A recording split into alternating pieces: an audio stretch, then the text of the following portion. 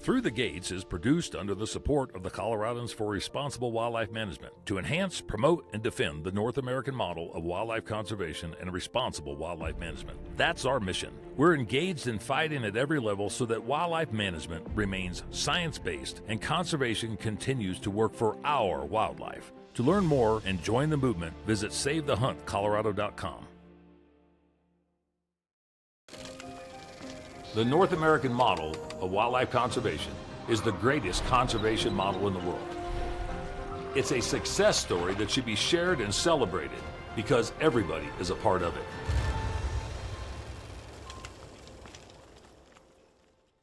it. We've been here in Montana since the mid-1800s. It's our history, it's our heritage, it's our family. The good old American spirit is still here, working and, being a part of this land. The goal of American Prairie is pretty simple. We're trying to build the largest nature reserve in America and completely open everything to the public. They call it rewilding the land. It's a very easy thing for them to sell because it sounds like they're doing a good thing, unless you're one of the people that they're trying to rewild. The idea that animals belong to everybody is different than the idea of my property belongs to me. The reality is in Montana, there's a lot of private land and there's a lot of people who don't provide any access to that private land. They wanted to buy our land, change our traditions, and disregard our communities. Everybody knows that we're in the land acquisition business. We're very transparent about that. You're affecting people's families that have been ranching on those lands for hundreds of years now. Last year, the elk coming down in our hayfield ate the equivalent of $150,000 worth of hay. They recover that cost through leasing to an outfitter or charging a trespass fee. And they get yelled at, oh, you're commercializing the public's wildlife. Are they, or are they just recovering some of the costs associated with the public's wildlife? Production agriculture is what provides the economy for central Montana. What we're doing here is producing the cleanest food in the entire world. It's like you can taste the sunshine in the grass. Without agriculture, the production of food, you cannot have a city, you cannot have any business, you cannot have a bank. It's the basis. When American Prairie Reserve buys a place, I view it as a death in the community. The last 150 years, it's been the producers here developing those grasslands. We've created this ecological resilience from the soil up. It works. You can raise food totally in sync with nature. We're seeing animals that have never been on the prairie before return. Those are our indicators of success. We're seeing that ecosystem restored. I don't know that I have the right to choose what should or shouldn't be here based on what's convenient for me. You can never take the human out of a conversation about conservation. This is all deeply connected. A lot of ranches are barely hanging on as it is. Everybody that's coming into this area is driving the price of land through the roof. And, then there were a lot of cattle in danger. Finally, the fire was going to overtake us. And so we took off. And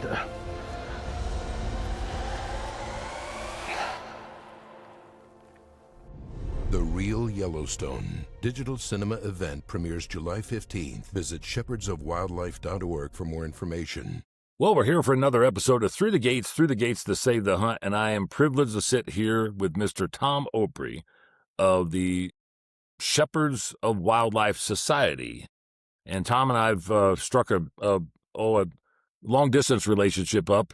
Our paths crossed at different levels over the course of the last several years, especially since we started fighting the issues on the ballot initiatives in Colorado. We've been doing this for about 20 years, but our paths kind of crossed haphazardly, I guess, because of things that we were working on. But no, Tom, I appreciate you taking the time. We've been trying to connect for quite some time. And I give you a little bit of time to introduce yourself. Tell us what the Shepherds of Wildlife Society is, and let's get into the grassroots of what you do and how you do it. And I know there's a lot of crossover between, conservation groups, storytelling groups, advocacy groups, legislative effort groups. Give us a little bit of background on who and how you got to where you're at. Yeah, Dan, that's a great question. I appreciate it. I'm a Montanan. Been here most of my adult life. I was really blessed to grow up with a father who was an outdoor writer. He wrote for Outdoor Life and Film Stream for 30 years as a regular columnist. And so, things like hunting, trapping, fishing, boating, camping, hiking, conservation, you know, those things were the conversations that were had in front of me ever since I was a kid. And it really stuck with me. I took a different path. My dad was a pretty well-known writer also in the Midwest, doing a big newspaper back when we had outdoor writers back in the day. And he would take on governors, he'd take on politicians, he'd take on secretaries of interior if they were doing stupid stuff when it came to wildlife issues and sportsmen's issues. He didn't sit back and just let things happen. And pretty much, I've had people tell me I'm a little bit of a chip off the old block. But I grew up in the outdoors. My dad was a union journalist, and he didn't make a lot of money. And wild game was a big part of what we ate growing up. And I grew up in the Midwest, and so it was real important to have venison in the freezer and deer and, the ducks and, and everything else we get our hands on. And so we're really blessed in that, and having that connectivity to the land and being able to share those types of things with other families and other folks that we're close to. And so that really is what developed my conservation ethos. And so I went off to college and got out of college and decided, I saw what outdoor writers made. A lot of kids like to do what their dad used to do. And I saw what outdoor writers make, which wasn't very much money back there in 1989 when I graduated from college. And so I decided to get in the film business and ended up moving down to Florida and working in feature films, and started doing things like Shark Week, Discovery Channel Shark Week when I was a kid, and then did a lot of TV commercials. And that's really where, I really kind of cut my teeth in the film business, was working on short format stuff. And then eventually in the early 2000s, I got asked to do an outdoor field sports show called Eye of the Hunter on NBC Sports. It became, over a 7-year run, the highest rated TV show in the outdoor field sports world, on NBC Sports, which was the biggest broadcast channel in field sports. It had over 100 million TV households. And so, we ended up running against Monday Night Football, 9 p.m. Eastern. We had a pretty good audience. And then 2015, a lion named Cecil was shot in Zimbabwe. You remember that? Yep. And unfortunately, we had nothing to do with it. We weren't in Africa or anything like that. But the reality is that particular effort created a firestorm, not only on social media, but mainstream media. And there was a lot of people asking a lot of questions. And my wife, Olivia, her background, she used to work at Cabela's. She was Mary and Dick Cabela's personal assistant. And she ran and became Mrs. Nebraska, and the whole Mrs. Beauty pageants. You have to have a cause you celebrate, and her cause was the hunter conservationist. So we got married, and some years later, this whole thing comes to a head with Cecil the lion. And of course, being a woman hunter, she was kind of like ground zero for the antis. They can't quite understand a woman, the bearer of life, actually being involved in killing things. And so the long and the short of it, we had, everybody and their brother in the mainstream media, Al Jazeera calling us. We were supposed to be in the studio in NBC Sports, but of course we worked for NBC Sports, and NBC itself had the Today Show. So, it was a situation where we were going to go there. And of course, NBC Sports says, well, no, you can't do that. And I'm like, well, what do you mean? Hey, man, they're giving us a great chance to talk about what reality is when it comes to wildlife and rural communities and conservation. I'm like, yeah, let's talk about it. Of course, there was this huge outpouring, and we ended up, it was crazy. My wife ended up writing an editorial in USA Today about why we hunt even lions. Crazy enough, she got a phone call, which we weren't answering the phone because I think we were dealing with about 5,000 or 6,000 death threats and all kinds of crazy things. Prince Philip, the Queen's husband, called and left a message thanking my wife for writing that. So it was kind of a cool thing. But what it really, I sat back there, and we had this run for 7 years. We could travel around the world. We could tell the story of conservation and hunting and adventure. And, really it was what about man's impact on the world and what we're doing, in a positive way when it comes to wildlife. And of course, that all came to a crashing halt. And I sat around for a year or two just trying to figure out what in the world, why is this happening? Because hunters aren't bad people. I mean, let's face it. I mean, the reason why we have deer and turkeys in the backyard, why we have birds in the bird feeder, why we have our national forest, it's because of hunters who went hunting. And so there's this huge disconnect. And I did a ton of studying, read a lot, and finally came to understand that there's this huge disconnect in our Western urban society when it comes to nature. They don't, when they get up in the morning, they flip a switch, the lights come on, right? They don't care what electricity is. They don't, as long as the lights come on. The next deal is they walk in the bathroom, flush the toilet, out of sight, out of mind. The next big decision of the day, Dan, is it a chai latte or a caramel macchiato? Mm-hmm. But I can tell you, 2/3 of the world doesn't live that way. I mean, 2/3 of the world is worried about, are my kids going to be safe? Are we going to have food on the table? Are we going to have clean drinking water? Yet in our modern, decadent urban societies, I mean, here in Montana, even the majority of people live here live in cities and towns. They don't live out in the country. They don't understand what's going on. So I saw this huge disconnect and ended up doing a presentation. There were a lot of the pro sustainable use hunting groups, wildlife NGOs that are all, the sheep, the elk, the turkeys, the NRA, Boone and Crockett, safari clubs, all those people got together back in 2016, and they had a conference called Crucial to Conservation. And the concept behind it was, what do we do about Cecil the lion and all this craziness? And of course, when it was all going on, I'm like, well, what do you want us to tell these people? And they were like, well, don't do anything. Just let the dust settle. And I'm like, wait a minute. Did you guys ever take PR 101? Don't let your opponent dictate the message. And they left us $1 billion platform to talk on, and nobody was willing to talk, or at least not the right people were talking. And so that kind of led me to understand kind of where we were. And I did a presentation, and I have to tell you, the perceptions around hunting and the broader public, is which my presentation was it was brutal, Dan.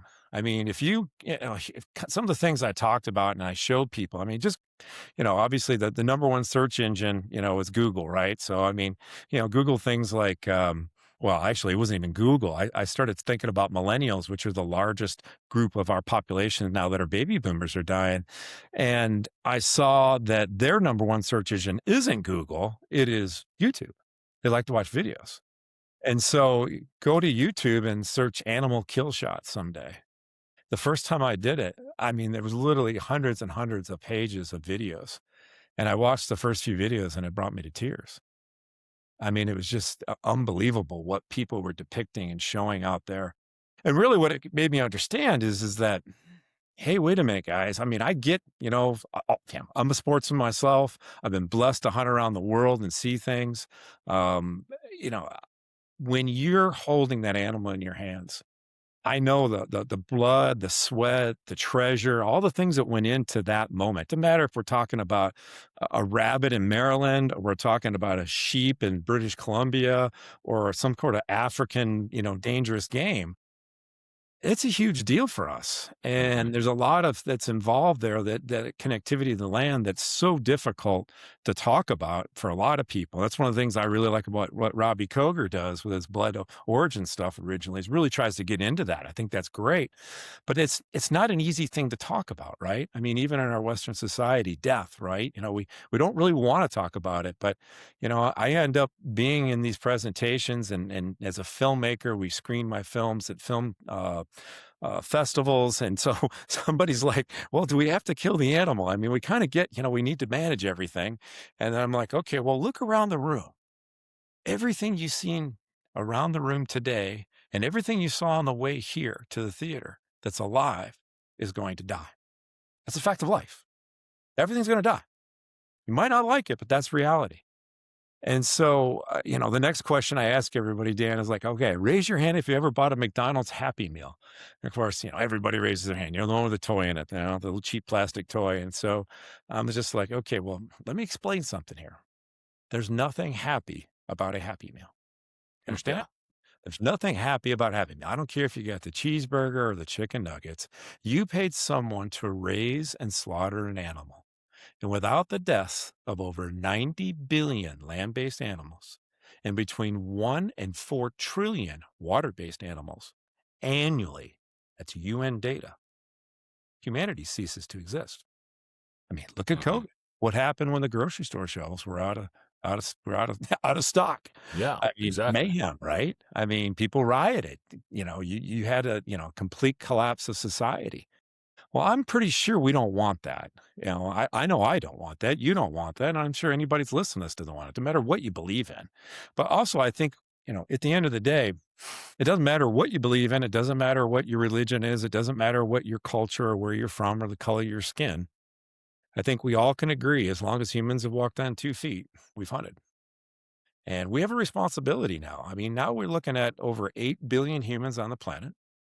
Now, I don't know what the carrying capacity is for Mother Earth with human beings. It's at least 8 billion, but it's certainly causing some issues.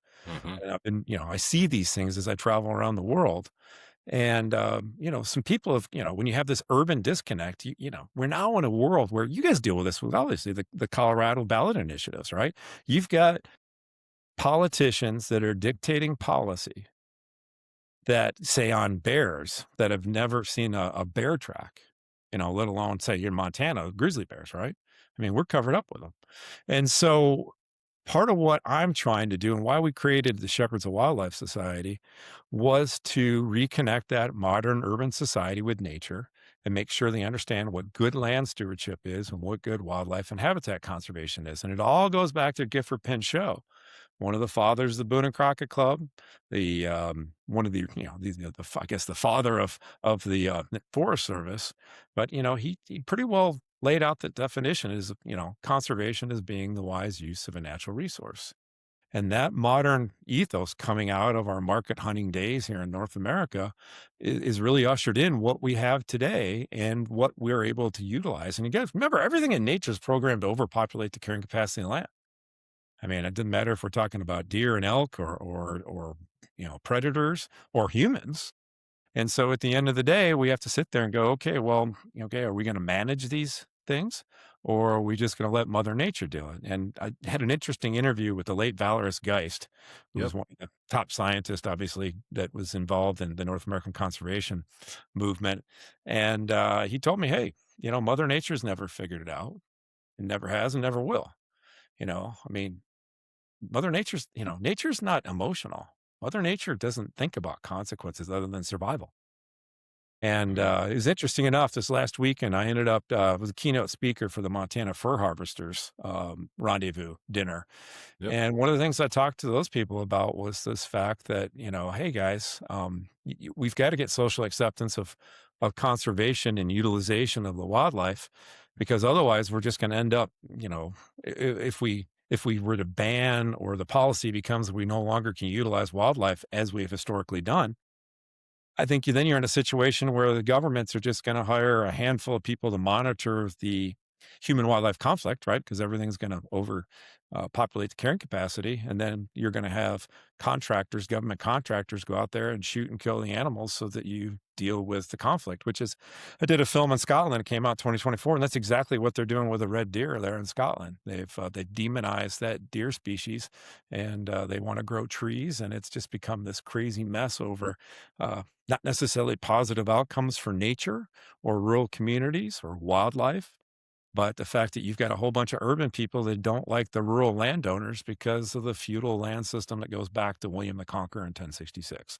So some crazy stuff there. But I mean, there's a lot of parallels though with what you're dealing with in Colorado, right? I mean, you guys are that whole situation with what you're dealing on the legislative side and these ballot initiatives.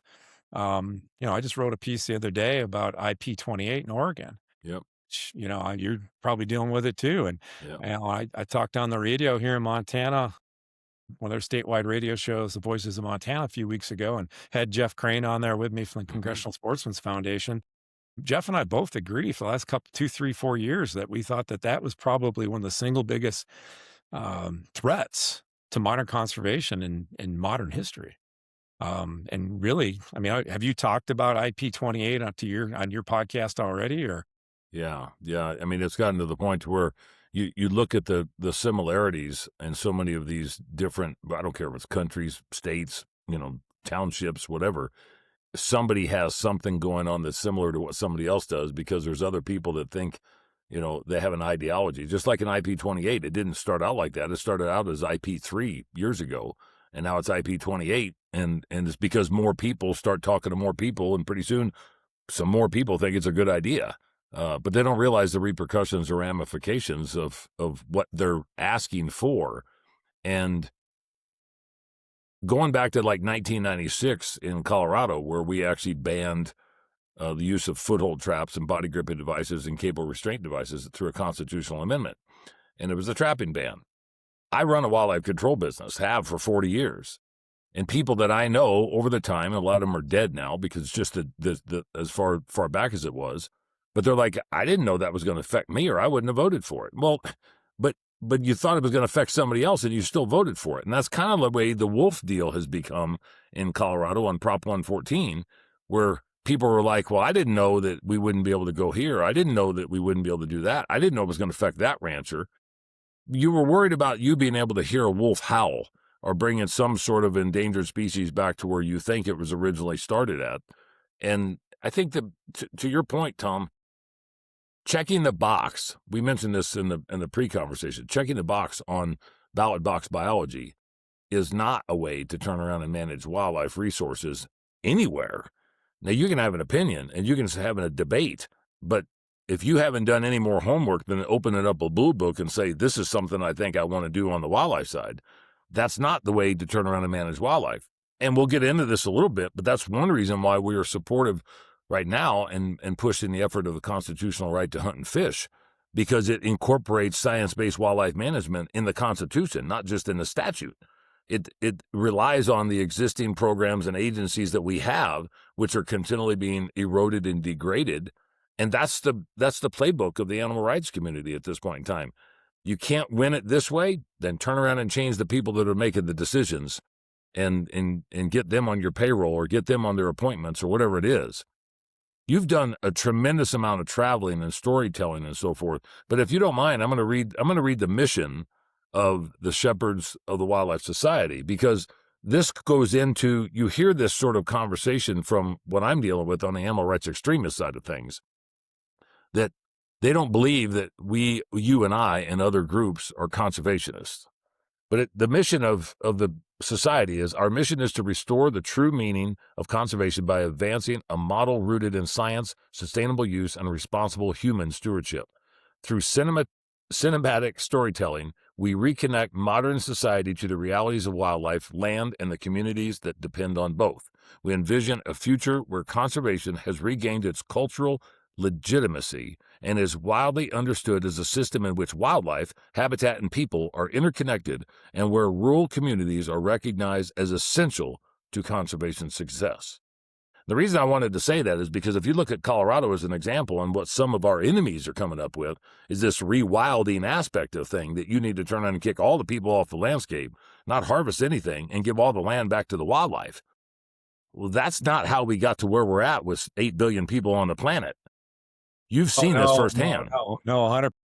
You know, the one thing, again, wildlife doesn't live in cities. Okay. Yeah, you got a few songbirds, maybe a few deer here and there, but for the most part, wildlife doesn't live in cities. It doesn't even live on the tops of the mountains in Montana and Wyoming and Colorado most of the year because they're covered in snow and ice, right? Wildlife lives on fertile ground, and they live on fertile ground with people. And I've seen this all over the world. I don't remember, we're talking about the American West, we're talking Canada, we're talking about Europe, we're talking about Africa, Asia, wherever.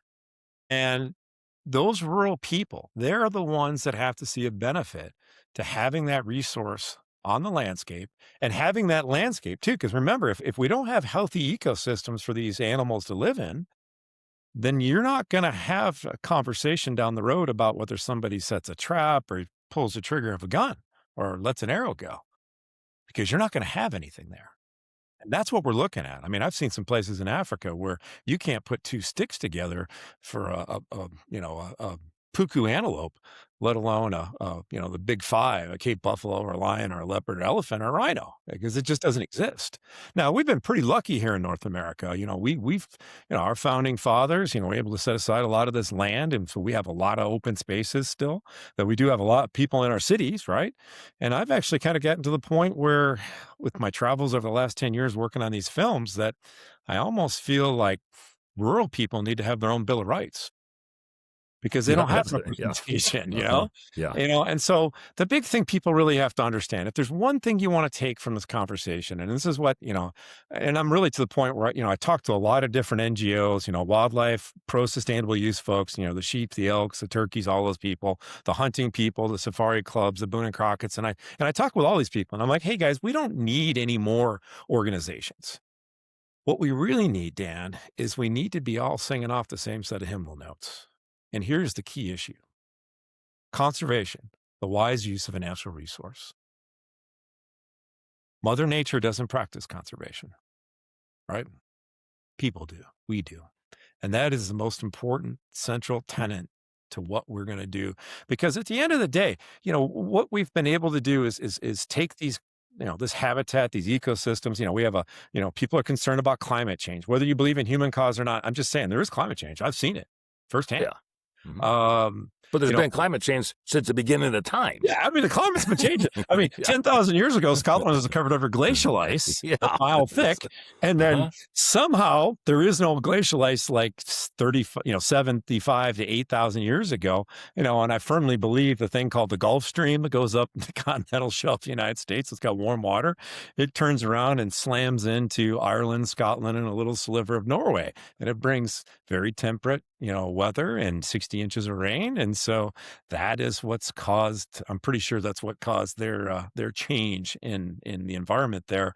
But I think, you know, more than anything, people have to understand that, you know, if you don't have these folks out there dealing with these environments and ensuring that they're healthy, right? You know, we talk about biodiversity crisis. Well, I mean, you show me a biodiversity crisis on a hunting concession in Zambia, or show me one on a ranch in Colorado that's managed well for the land. And, you know, you can't find it, because that's where all the wildlife lives, because people are managing those lands actively. Because if you don't manage the lands, you get things like the Charlie Russell National Wildlife Refuge in central Montana, right? Our national or federal wildlife refuges are the crown jewels. They suck. I was talking to Brian Nesvik, the director for U.S. Fish and Wildlife Service, the other day, and I'm like, Brian, hey, come up to Montana. I'm going to show you what a crown jewel isn't, which is the Charlie Russell. I mean, the next door guy, when I was filming the real Yellowstone, you guys see the poster in the background. You know, I ended up working with a guy named Dale Veseth, and he owns 36,000 acres right next door to the Charlie Russell Refuge. And he practices a form of regenerative ranching. He moves his cattle about 175 times a year. And you can drive around on his ranch, you and I will find maybe 60 species in the day of different animals. And we can go next door on the refuge. We'll be lucky to find 10. Because if you don't, you know, all of nature is, you know, and again, I'm not a scientist, I'm just an observer, you know, and a storyteller. But what you see is where wildlife really does well is where there's disturbance, natural disturbance, human-caused disturbance. When you look at it, you know, we have African poachers that will go in and start fires in the dry season, and then they'll literally ring the fires wherever it burned with their snares. Well, within 2 to 4 days, you'll get some green shoots of grass pop up, and of course, the antelope kind of move into there, and voila, they caught some animals. Mm-hmm. But you know, you look at, you know, our planet is based on chaos. So you got volcanism, you've got, you know, your frost and freezing and your thaw periods, you got wind, you have erosion. But where do we find animals? They're always on those fringe areas where you've got new growth, where there's energy. And that's why they all stand on the side of the highway first thing in the spring, because that's where the green grass is. That's the green grass. You know, I don't know about you guys. Some people throw salt out there and things like that. So I don't know if they're eating magnesium chloride, but we get a lot of that around here in Montana too. My truck's real good. My ranch truck is falling apart because of it. But yeah, no, I think people have to understand that. Again, we're going back. Our goal, like you said, when you read that mission and vision, is we're trying to reach those people out there that really just don't have any concept what conservation is. And conservation is not a state of mind. It's not an emotion. It's an act. It's a physical act. To be a conservationist, you must conserve. Historically, you know, if we're going to cross the desert, the Roman legions are going to go fight the Parthians. Okay, well, we had to conserve water, right? Otherwise, you're going to have a problem because you're made up of over 70% water. Keeping in that time frame. Oh, you know, you're crossing over the Alps to go attack the Romans, and you've got to have calories, energy, right? So you gotta conserve food so you can get over the top of the mountains to do what you're going to do. But conservation, the modern ethos of conservation, the wise use of natural resource, it's a modern construct, Dan. It's not something that humans naturally do, because historically we never had a lot of people on the landscape. So we didn't really have to worry about conserving. Like, you go to Africa, when I got there in 2017 to shoot Killing the Shepherd, the kids were starving to death in the huts because their crops had failed. And over a 10 or 15 year period, the commercial criminalized bushmeat industry, which is a $2 billion black market industry, built villages in the greatest concentrations of wildlife in this subject area. And they didn't plant crops around their villages. They planted drying racks in order to dry game meat to be able to sell in the cities, which the whole southern boundary of this place is the Great East Haul Road, which is, I don't say Haul Road, but the Great East Road, which is a main highway out of capital Lusaka all the way to Malawi onto Mozambique and the coast of the Indian Ocean. So 1,000 trucks go up and down that thing a day. So real easy to move contraband, to move, bushmeat. So, but these guys, I mean, we figured probably 6 different species went locally extinct from these guys, and they killed everything. Now, the subsistence farmer, which is what the majority of these people are in rural Africa, no different than probably our ancestors were here in this continent or even Europe. They had large families, 6, 7, 8, 9 kids. They don't, life expectancy in the bush is 35 to 45 years old today. A little different than it is in New York or Chicago or LA or Denver. And, these folks are trying to make a go, and crops do fail. They don't have crop insurance, okay, like we do. Our farmers have, farm bill and all this other stuff. Well, they don't have that. They don't have governments that have the wherewithal or the resources to be able to help these people. There is no UN or NGOs or UNICEF there to help everybody out. So when your back's against the wall and you got to feed 8 or 9 people, you kill the wildlife, right? I mean, you got to survive, just like our ancestors did. Mm-hmm. Okay, well, we figured that out back in the late 1800s, that these wildlife resources are not infinite; they're very finite. And so in Africa, they don't really worry about that too much. It's the same problem, over and over again. And eventually, the wildlife's gone. Okay, well, now the next year your crops fail. What do you do? Well, if you have a daughter who's 12 or 13 and she's reached puberty, Dan, it's quite appropriate for you to sell her for 30 bags of corn as a second or third wife. Mm-hmm. I mean, you can't really blame the family, right? They're trying to survive. Survival of the fittest. But that's the unintended consequences. So you start talking about other types of things besides ballot initiatives, say hunting trophy import bans, which I'm not sure if Colorado has one right now, but I'm sure your legislature's probably been talking about it. They're doing it. They're trying to do one in New York. They've tried to do it in California and New Jersey and Massachusetts and Delaware. But here's what you do. If you want to devalue the natural resources of rural Africans, which is no different than devaluing the natural resources for somebody in Colorado, is that basically you're telling that person in Africa that zebra or that kudu or whatever it is has no value. So they're going to kill it. And it's going to be gone because there is no conservation ethos. So let me say something then. So you said if it has no value, but do you believe that from your travels that when wildlife is perceived as having more value than people, isn't that similar? Because you get the antis that don't want you to turn around and do anything, and the other ones are trying to do that from a subsistence level. And like in Colorado, the Western United States, it's an economic boom, but it is done with a regulated management program because of the conservation side. I mean, there's kind of an even balance or some sort of cross-pollination or spiderweb there that anti-hunters, extremists, don't understand what you're conveying, but they don't understand what's necessary to be able to have what we have so we can continue to conserve. They have this preservation model in their head, do they not? Yeah, again, it's back to that. That's what Mother Nature sorted out. Mother Nature never has and never will. With 8 billion humans on a planet, somebody better start taking care of these resources. Otherwise, they will go to the way of the dodo bird. And we have thousands of years of human history with all kinds of examples, Dan, of us mucking things up as a species.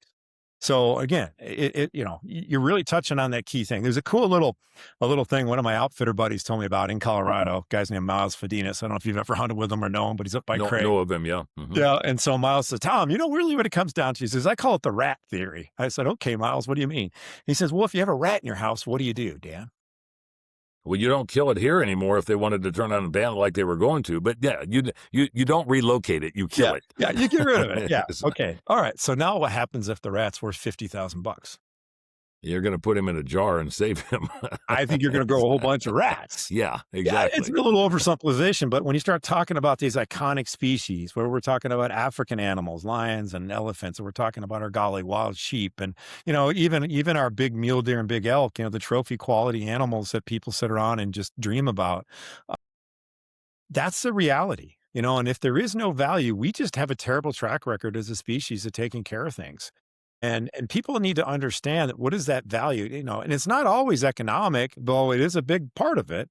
But, say for a rancher in Montana or Wyoming or Colorado that's feeding the public resource, right, which is the elk or the deer or the antelope, they're taking care of it. Because let's face it, most wildlife in the American West lives on private ground. It doesn't live on public ground because private ground's managed for utilization, not necessarily the wildlife, but for cattle or livestock. And because you have that constant use, like I said, you have that chaos theory going on where you're managing the land and it's being used all the time. That's why Dale Viseth has all kinds of animals on his land and the feds have zero or almost zero. And so when you start looking at that way, a rancher can see a value. Yeah, he could lease out hunting rights to an outfitter, or he could be an outfitter or guide himself, or, could be working in ranching for wildlife in Colorado there. Yep. Or it could be as simple as the rancher knows half a dozen tradesmen in town who like to hunt elk, and they all come out and they trade out plumbing, electrical work, carpentry, whatever, laying concrete, whatever it is. And in return, that's a real value. Yeah, right. It's not money crossing the deal. I mean, one of the examples I try to give people, like where I grew up in Michigan, up in northern Michigan on opening day of whitetail deer season, when I was a kid, a million people would be in the woods wearing orange. Kind of scary. Everybody with guns, right? Mm-hmm. But that was the deal. And some guy and a gal, husband and wife have a little store in Mayo, Michigan. It's a mom and pop store. They're selling beer, Cokes, whatever, snacks and sandwiches. But the money they make during the hunting season quite often allows them to survive until the next spring or Memorial Day weekend coming up here when everybody goes up north from Detroit and Chicago, which is kind of this mecca of traveling up there. That's the value there. I mean, it could be as simple as the value, the few dollars they make, or maybe the tens of thousands of dollars they make off of the utilization of their wildlife. And again, I'm not promoting commercialization of wildlife. There's a very big difference there. But what I'm saying is that might be the difference between a rancher or a farmer being able to take his wife on a vacation once a year, and they don't end up getting divorced because ranching and farming is tough. Really but tough. The commercialization side, and that's something we're going through right now here in Colorado, because there's an attempt to decommercialize fur-bearing animals. So you can still be able to harvest them, but they don't want you to be able to sell them. And that's a citizen's petition before the commission. Now, that's also was a ballot initiative in 2024 that ran parallel to Proposition 127, the mountain lion and bobcat ban. But the city and county of Denver voted that down by 57%. It was Ordinance 308. It was the commercialization side. Get into the definition of what you see from the commercialization side, because there's people in today's environment, specifically in the West, Oregon, Washington, Colorado, California, other locations, that they don't want to commercialize wildlife in any way, shape, or form, but they don't really understand what the commercialization of that is. When you get into a highly regulated process of an abundant species, I mean, significantly abundant in certain circumstances, but commercialization could be the outfitter that takes somebody out. It could be the Ranching for Wildlife program. It could be the game agencies themselves that are profiting off so they can continue to manage the wildlife just through the license sales. It could be the person selling worms to somebody so they can turn around and go fishing. Or in some cases, maybe it's a fur hat off of a fox. Give me a little bit of a synopsis from your travels on the commercialization side, since you brought it up, because with the storytelling side of what you guys do in your society, commercialization is what makes the world turn, but it has to be done very succinctly, thoroughly, ethically, morally, in a highly regulated manner. Yeah, and again, that's the difference. What we're looking at here is, let's go back to market hunting days. No seasons, no bag limits. no method of take. That's why they use the punt guns with the, with basically the small little cannons, where they can sluice, ground sluice or water sluice all the waterfall. There was no, and again, it was a different time and it's a different place. And so I think in today's world, though, that wildlife has to be utilized. I mean, again, it's a renewable natural resource. Everything's going to die. And again, this whole story that hunters only shoot the old and decrepit, just like the wolves only kill the old and decrepit, is total bogus. I don't know about you. When's the last time you went to the grocery store to the meat counter? Did you look for old and decrepit meat? I don't. That's the first thing I do, I guess, because so I don't do that. But again, to be good managers, the scientists tell me that you have to harvest a cross section of the animal. So you're going to have to take some young animals. You're going to have to take some medium age animals. You're going to have to take some old animals. You're going to have to take males and females. And to be good land stewards, to be good wildlife conservationists, good biologists, I mean, these people need to have all the tools in the palette, right? So they got to be able to have whatever they need to do to manage entire ecosystems, predator and prey, everything. Because at the end of the day, the more we are pushing around what we do, I mean, if you look at the fractionalization of the America, especially the eastern United States, now we're seeing things with wild turkeys where the predation on wild turkeys is growing exponentially, because when you subdivide up all of these parcels that were farms at one time and you get smaller and smaller blocks, you have more fence rows. Well, fence row is really easy for a coyote to go down. Same thing with a wolf here, or whether up in British Columbia, where you get a bunch of people on snowmobiles running around. And I'm a snowmobiler myself. Used to do the Sledheads movies for years and years and years, and Thunderstruck and Sledheads. But at the end of the day, you create a path out there that when you as a trapper, you set up overnight. And I've got 80-year-old Tahltan Indian, Native First Nations people telling me about when they were kids going around on their trapping, out trapping on the trail there, that they get to places they could take their snowshoes off and walk across, because it was basically like a concrete deal. And what had happened was the night before, a pack of 80 to 120 gray wolves had gone through there and just plowed through the powder, and it all set up overnight. And it was basically a paved road out there in the middle of the wilderness in the winter times. I think people need to understand that wildlife has to provide a value.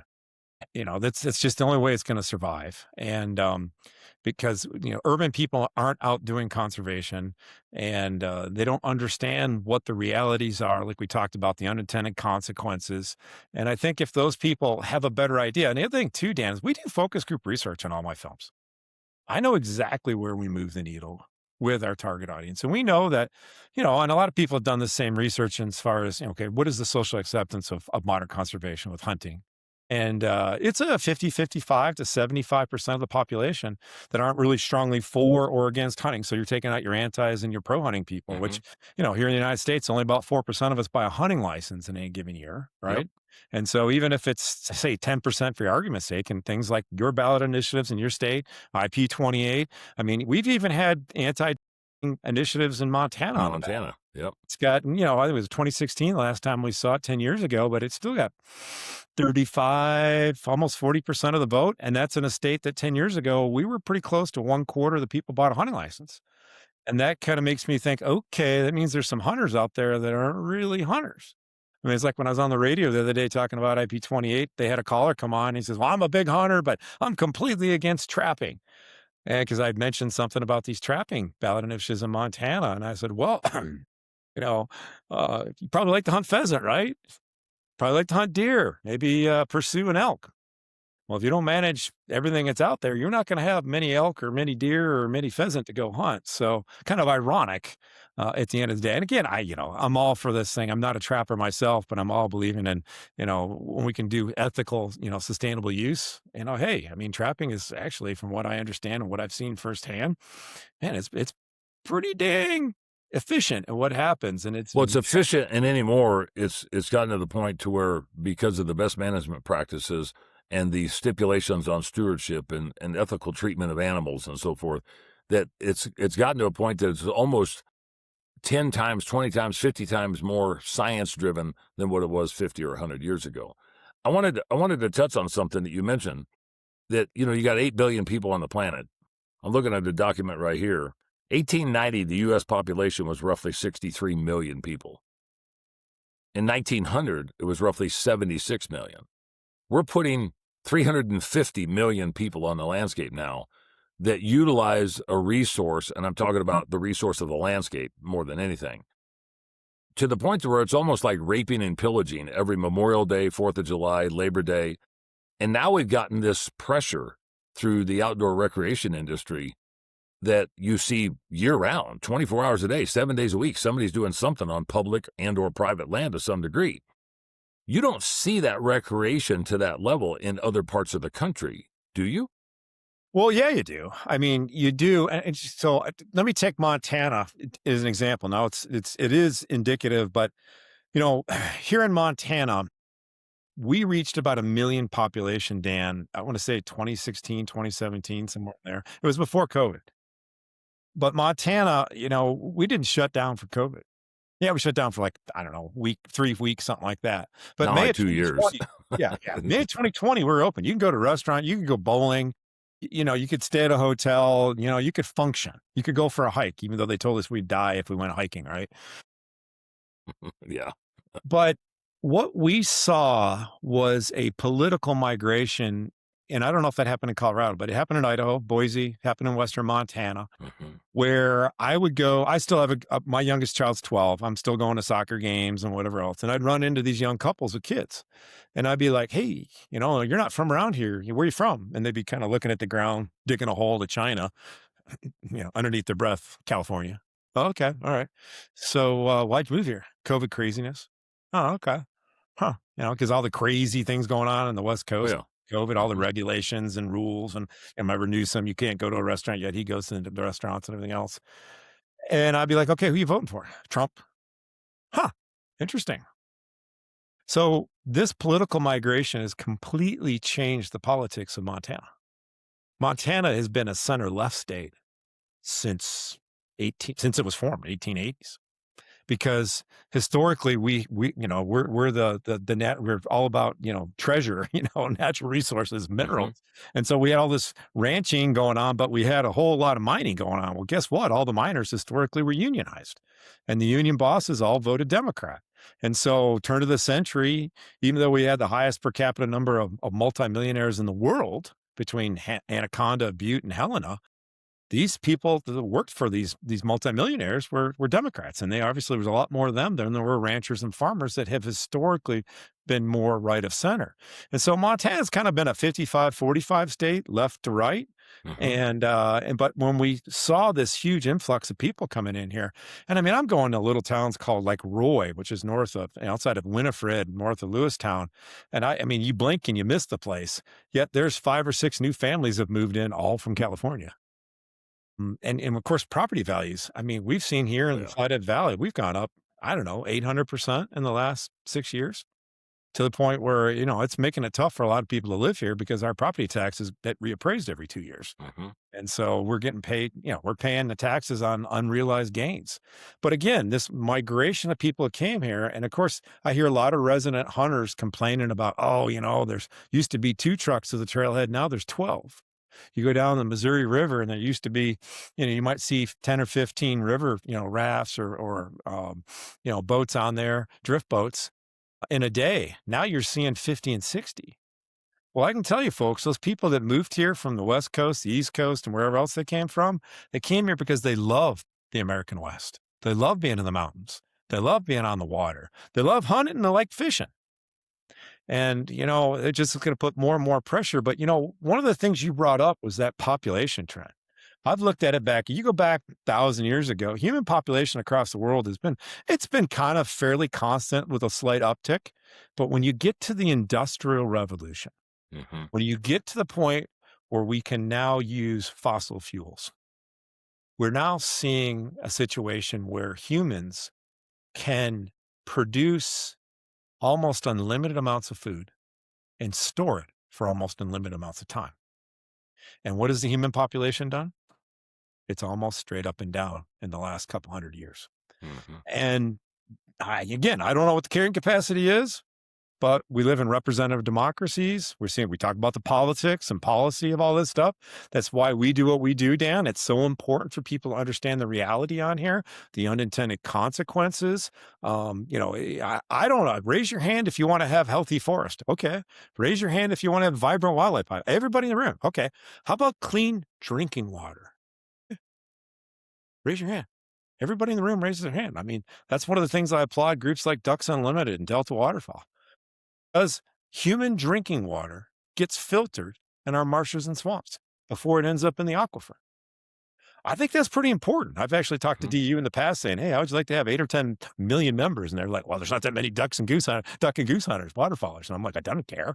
I'm sure we can talk to people if we start doing things a little bit different, instead of raising money for historic duck populations, which we've had over the last so many decades. Maybe, and DU's great. 90 cents on the dollar goes to the ducks. And I actually started my own DU chapter when I was in my 20s. And so I'm really well-versed in how they run things. And so, 90 cents of every dollar that they raise the local level goes to the ducks. I mean, that's really admirable. That's great. And, but I said, hey, instead of spending 90 cents on the ducks and we got, these historic populations, let's spend 60 cents on a maintenance campaign and 30 cents on a marketing campaign talking about what you really do. And again, that clean drinking water was the key issue. And I'm pretty sure we could find 5 or 6 million people to write a $25 check every year to be a member in order to protect their drinking water. And again, Dan, that's probably one of the most key things as a communicator myself. There are things out there that we need to embrace. And, it's like talking to the professional hunters in Africa. They're out there. We see their posts and we see them talk about poaching, right? That's in the mainstream all the time, in news and media, online. They've got these anti-poaching teams and they're going out in these bush wars to protect the animals from the evil poachers. Well, that's another whole story too. But at the end of the day, I'm sitting there with these guys going, well, you guys are in these geographically remote areas. Your governments don't have the resources to do what you do. So you do them in order to have these hunting areas that you manage.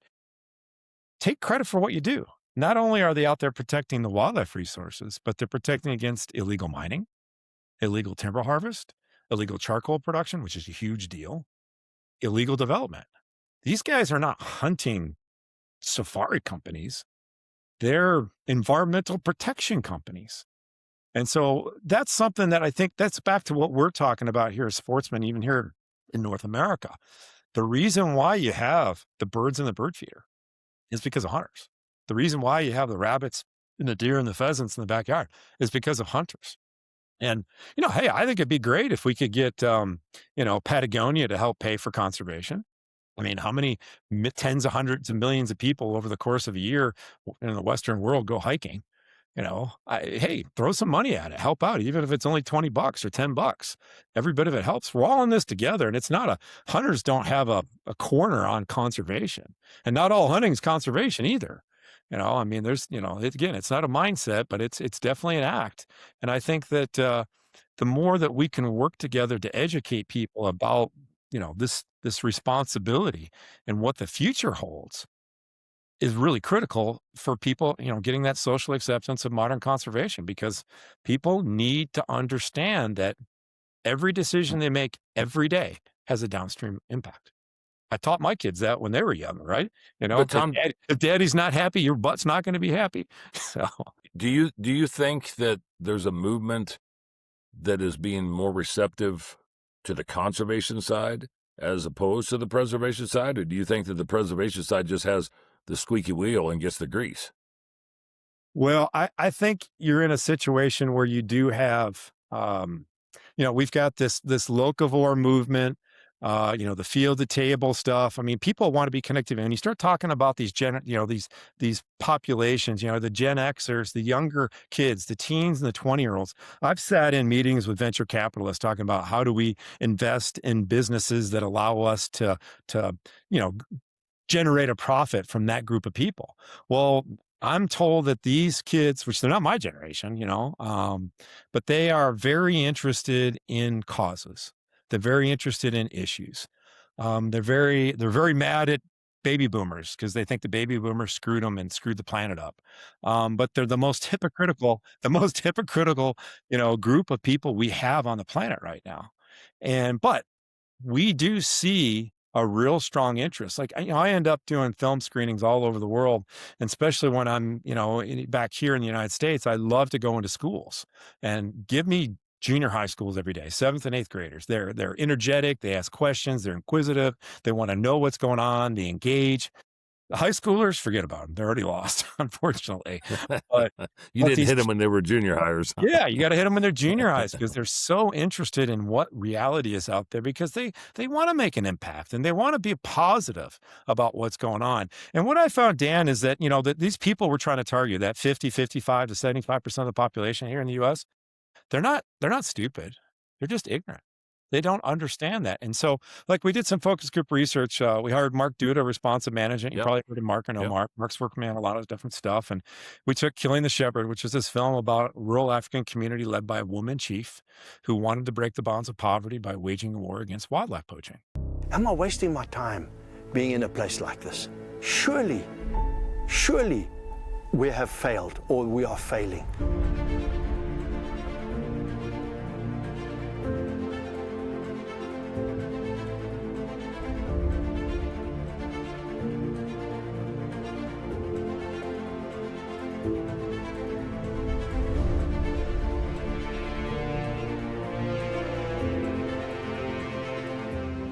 Lava umo vandanga mukatupika vambi vachivakaisa vakatwinjija vakatunya ufiriseko. This is how Africa was 100, 200 years ago. I mean, literally, they had nothing.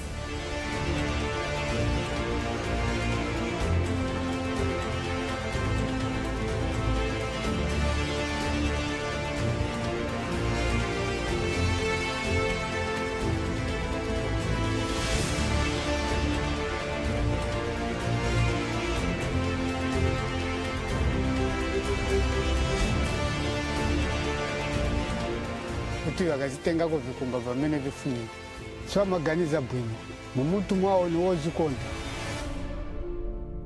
When we're done with this meeting, you go outside and you get a pick and a shovel. You see that big tree over there? You dig a hole that's 6 foot long, 3 feet wide, and 6 feet deep. And leave that hole like that. When I die, you take me and bury me in that hole. Shito ngati iliko kuno chitatu tinkhala bwino tipeza samo chakudya chodesera vanhu. We earn the respect that we're being given by the people because of what we're doing with the people, and not for the people, with the people.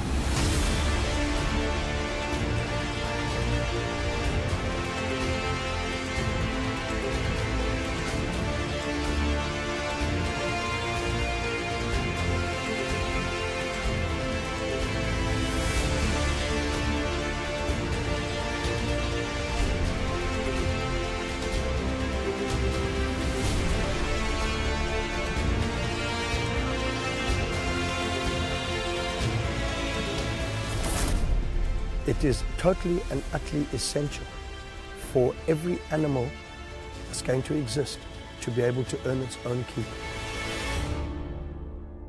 When you work so hard to try and uplift the values and the way of life and the well-being of a community that have been down at that poverty level for such a long time, you get huge successes.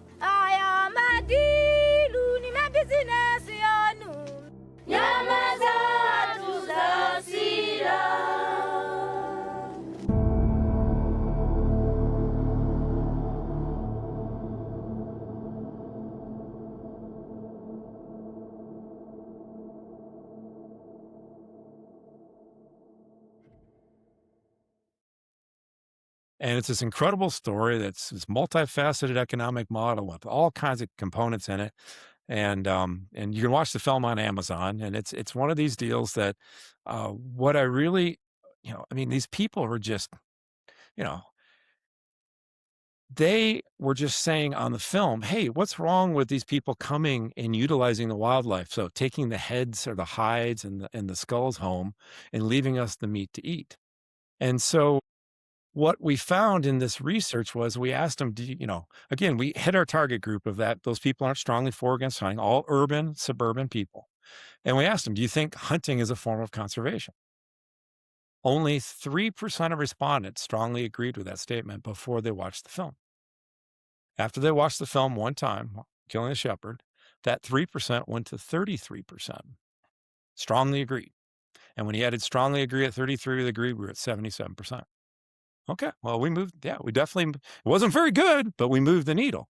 Right. Here was the other thing. This is the really crux of all this. We talk about Mother Nature doesn't practice conservation. We do. People do.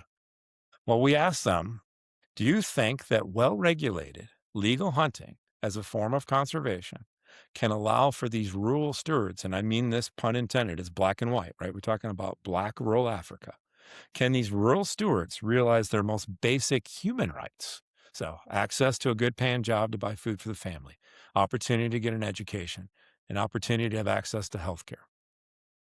10% of respondents strongly agreed with that statement before they watched Killing the Shepherd, which I totally chalk up to the verbiage, well-regulated legal hunting, which was not in the first question.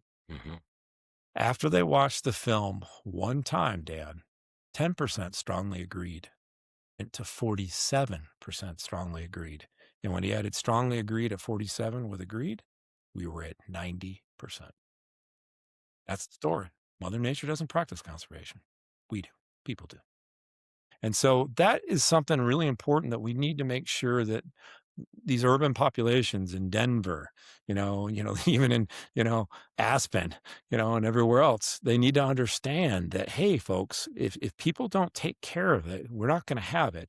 And the only way that we've been able to get people to take care of things over the last several thousand years is through this modern conservation model. And wherever wildlife provides a value, I gave you the rat analogy, but you go to Asia where they have these conservancies where they're bringing back markhor, which is this incredible goat species that was on the brink of extinction.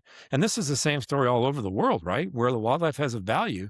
The alpine ibex, the king of Italy liked to hunt ibex. And so he made it a point to bring them back and get them all over the place. Now there's ibex all over Italy in the Alps, all over the Swiss Alps, all over the Austrian Alps. They're everywhere. And to the point where they're a nuisance, kind of like our, in the eastern United States and Connecticut and Connecticut and Rhode Island and Massachusetts with wild turkeys. Wild turkey populations in those areas have gone to the point where they become a nuisance because they're living in suburban areas and they're, roosting in people's, porches and barns and everything else. And it was funny because we did a project some years ago and we were filming a thing on the conservation of the eastern subspecies of wild turkey. And I ended up going over there to do some filming with an NFL player, a guy named Matt Light, who played for the Patriots. And we're driving out to go turkey hunting, and he's like, "Man, you got to hear this radio, this song on the radio." And it was a rap song, a local rap song. And the guy's like, "I got a turkey in my yard. I got a turkey in my yard. I got a GD turkey in my yard. Come and kill it. I hate this turkey." But again, it's gone from almost extinction, right? Where we really screwed things up to the whole other side, which brings up another issue that I think one of the things, and we're not prepared to tackle it yet, but it's something I've talked to Shane Mahoney about this. I've talked to other people in the wildlife conservation side of things. But part of the reason we have this disconnect, Dan, is I firmly believe it's because people no longer can eat wild game. Now, hear me out here. Yeah, you can go out and hunt. You can kill an animal and eat it. Your friend can go, your kids, whatever. But the reality is the vast majority of people don't even own a gun. They don't even know the first thing about, going hunting. Again, we have this huge disconnect. They live, again, they wake up in the morning. They're not thinking about putting meat on the table because they can go to the grocery store, right? But I think if you start thinking about the fact that disconnect directly relates to the fact that we no longer have wild game readily available to people. We've forgotten how to cook it. So now you got guys like Stephen Rennell with Meat Eater, who has this phenomenal TV show and online and on TV and whatever else. I have Jewish advertising executive friends in LA that watch his show religiously, who will never step foot in the woods. Again, it's hearkening back to something. I like to finish a lot of my presentations with this very simple fact. There's a reason why a campfire mesmerizes every human being in the world. And it has absolutely nothing to do with roasting marshmallows. So this consumption deal, for instance, I don't know if you're familiar with Hardee's, the fast food burger restaurants. Well, every November they have a wild game burger. It could be venison, which is usually sourced out of the South Pacific, out of New Zealand, red deer, or it could be farm-raised ducks. And that burger sells out in like 48 hours every year. Everybody wants it. It's like the black market for bushmeat in Africa. It's a $2 billion industry. Well, Africans, I don't care if you live in the Congo or you live in Morocco or you're in South Africa or somewhere place in between. If you see bushmeat, you're like, everybody knows what it is. It's called nyamba, nyamba. And everybody uses the same terminology. It just means meat. And it doesn't matter if it's a primate or a rhino or an elephant or a lion or a kudu. It doesn't matter. It's just bushmeat. And everybody eats it. It's the equivalent of, for us, bushmeat to them is the equivalent of a hot dog or apple pie. That's or a hamburger. Sometimes you don't know what the hell's in a hamburger, but no. Well, we don't. Yeah, I mean, sometimes it's horse, right? Somebody said. I mean, by the way, horse is pretty damn good. I would get mad at me. I don't need any hate mail. But over in Europe, they still raise horses. They're not our saddle horses. They're raising horses specifically like you raise, other livestock for consumption. So, zebra. You brought up a point about the individual value of things. When I hunted, and I don't talk about it much, but when I hunted in Russia in the Kamchatka Peninsula, 1998, that was the early days. It wasn't early, but it was pretty damn early. And of course, that ages you at some point too, because other people that look at something at 30 years ago, well, maybe they're 32 years old. They can't comprehend that. When I went there, I was hunting Russian brown bear. And trying to have that language barrier between the two of us with the interpreter and with the guides and so forth. But there was guys that were raising caribou, reindeer in the field, and that's what they did. That was their job. That was their life, everything they depended on. And the one guy, his name was Victor, he went around with a 16-gauge single shot, one barrel shotgun, and that was his gun. And he had marks on his gun stock, kamikaze marks, and that was the brown bears that he killed with that gun. And so there were conversations, and I harvested a nice brown bear. That's a story for a different day. But trying to get a word in edgewise with him and get him to comprehend what I was asking him, I said, "So you see brown bear all the time?" But he alluded to the fact that they don't kill them like they used to, because there was somebody from another part of the country or another part of the world that was willing to come pay them to be able to have the opportunity to potentially harvest a brown bear. Before that hunting started, that hunting was opened up, they shot brown bear at will because the brown bear were threatening their reindeer herds or maybe the bush life or whatever. The times between 1991 and 1998 that he indicated that he killed brown bears was 2 with that single-shot slug gun.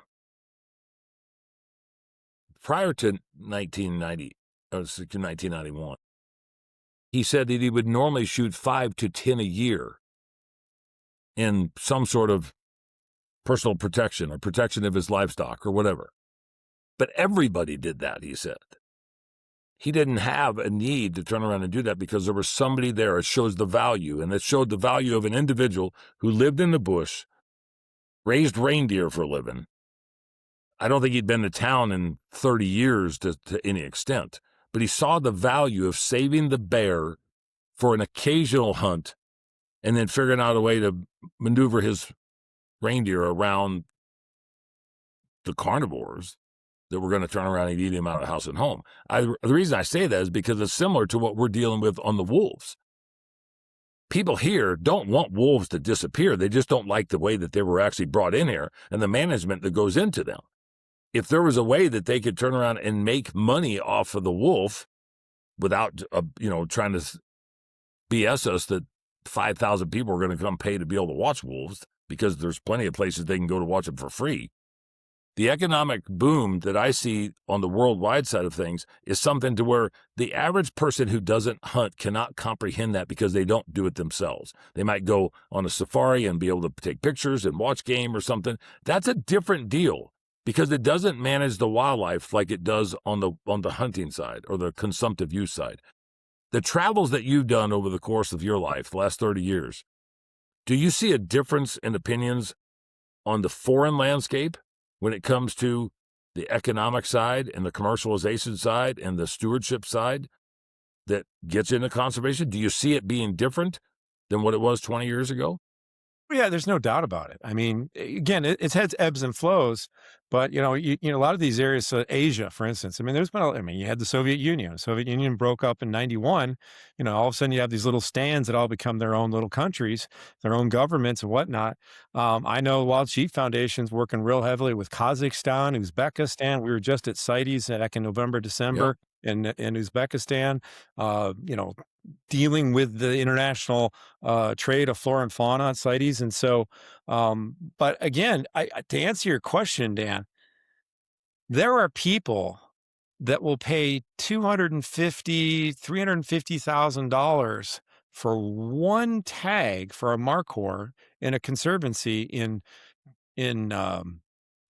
Pakistan or in Tajikistan. That basically that money allows, and some of the government gets some of it, the operator has some, but you know, it all pays for everybody and they all get money. And so these local communities have learned exactly that. Hey, you know, it's better not to shoot that animal with a bullet, even if we're going to eat it.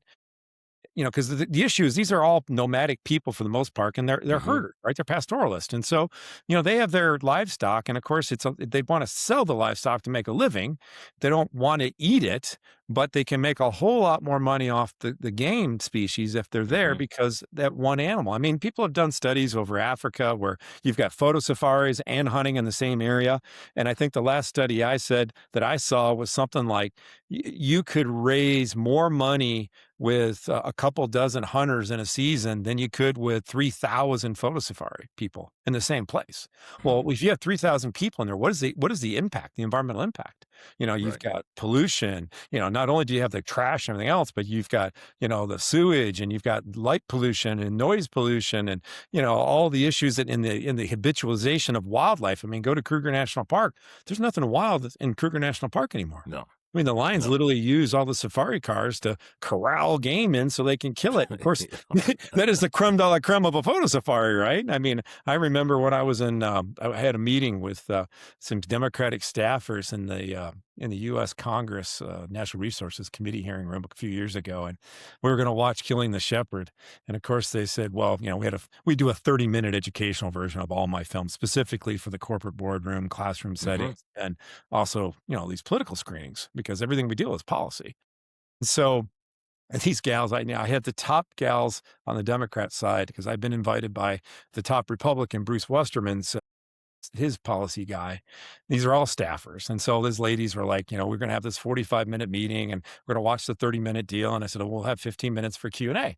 Well, we don't have time. I'm like, what do you mean? We got 45 minutes. No, things change. Oh, you don't want to watch the film. So I explained to them what happened in the film. And then they're like, well, Tom, you know, this is all fine and dandy, but really what the American taxpayer is tired of doing is underwriting and helping out millionaire and billionaires from America go hunting in Africa. And I was like, whoa, time out. What are you talking about? I mean, why would a millionaire, let alone a billionaire, need to be subsidized by the taxpayers of America to go to Africa? And it finally dawned on me what she was talking about. This gal was talking about that if you go over and you hunt out of the country and you take a Category 2 CITES animal, so lion, leopard, elephant, or golly, wild sheep over in Asia, you have to, in order to import it in the United States, you have to, and as long as it's importable, and the U.S. Fish and Wildlife Service can find a finding of that's a positive finding that animal trophy has created a value and helped out the other animals that are there, then, you know, but that particular application at the time was a $99 application fee that everybody paid, no matter what it was.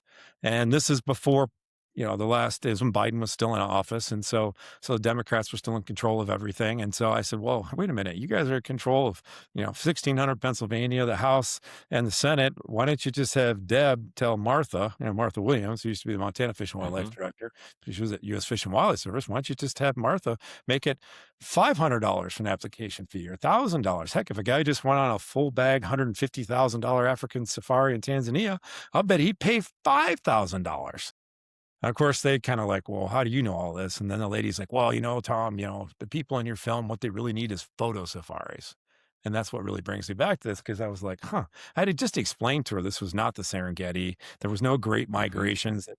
Half a dozen animals had gone locally extinct instead of black rhino and elephant. And I asked the lady, I said, well, do you all know what the creme de la creme of a photo safari is, right? And they just looked at me, Dan. Said, well, duh, to see the big five. Lion, elephant, Cape buffalo, all that stuff, leopard. And I already said, most of the shit's gone. And I said, but y'all know what the creme de la creme of a photo safari is?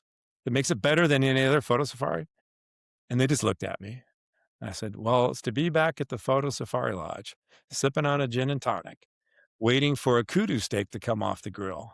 And somebody in the room, somebody has witnessed and videotaped another animal killing another animal. That is a creme de la creme. That is the holy grail of a photo safari. Doesn't matter if it's a lion or a crocodile or, whatever it is. It makes it better than any other photo safari. And the gals just looked at me like deer in the headlights. And I said, wait a minute here. You all have never been on a photo safari, have you? And Dan, I'll give them credit. Each one of them, even one lady had PhD on her card. They all admitted they'd never been on a photo safari. And I said, how dare you? How dare you?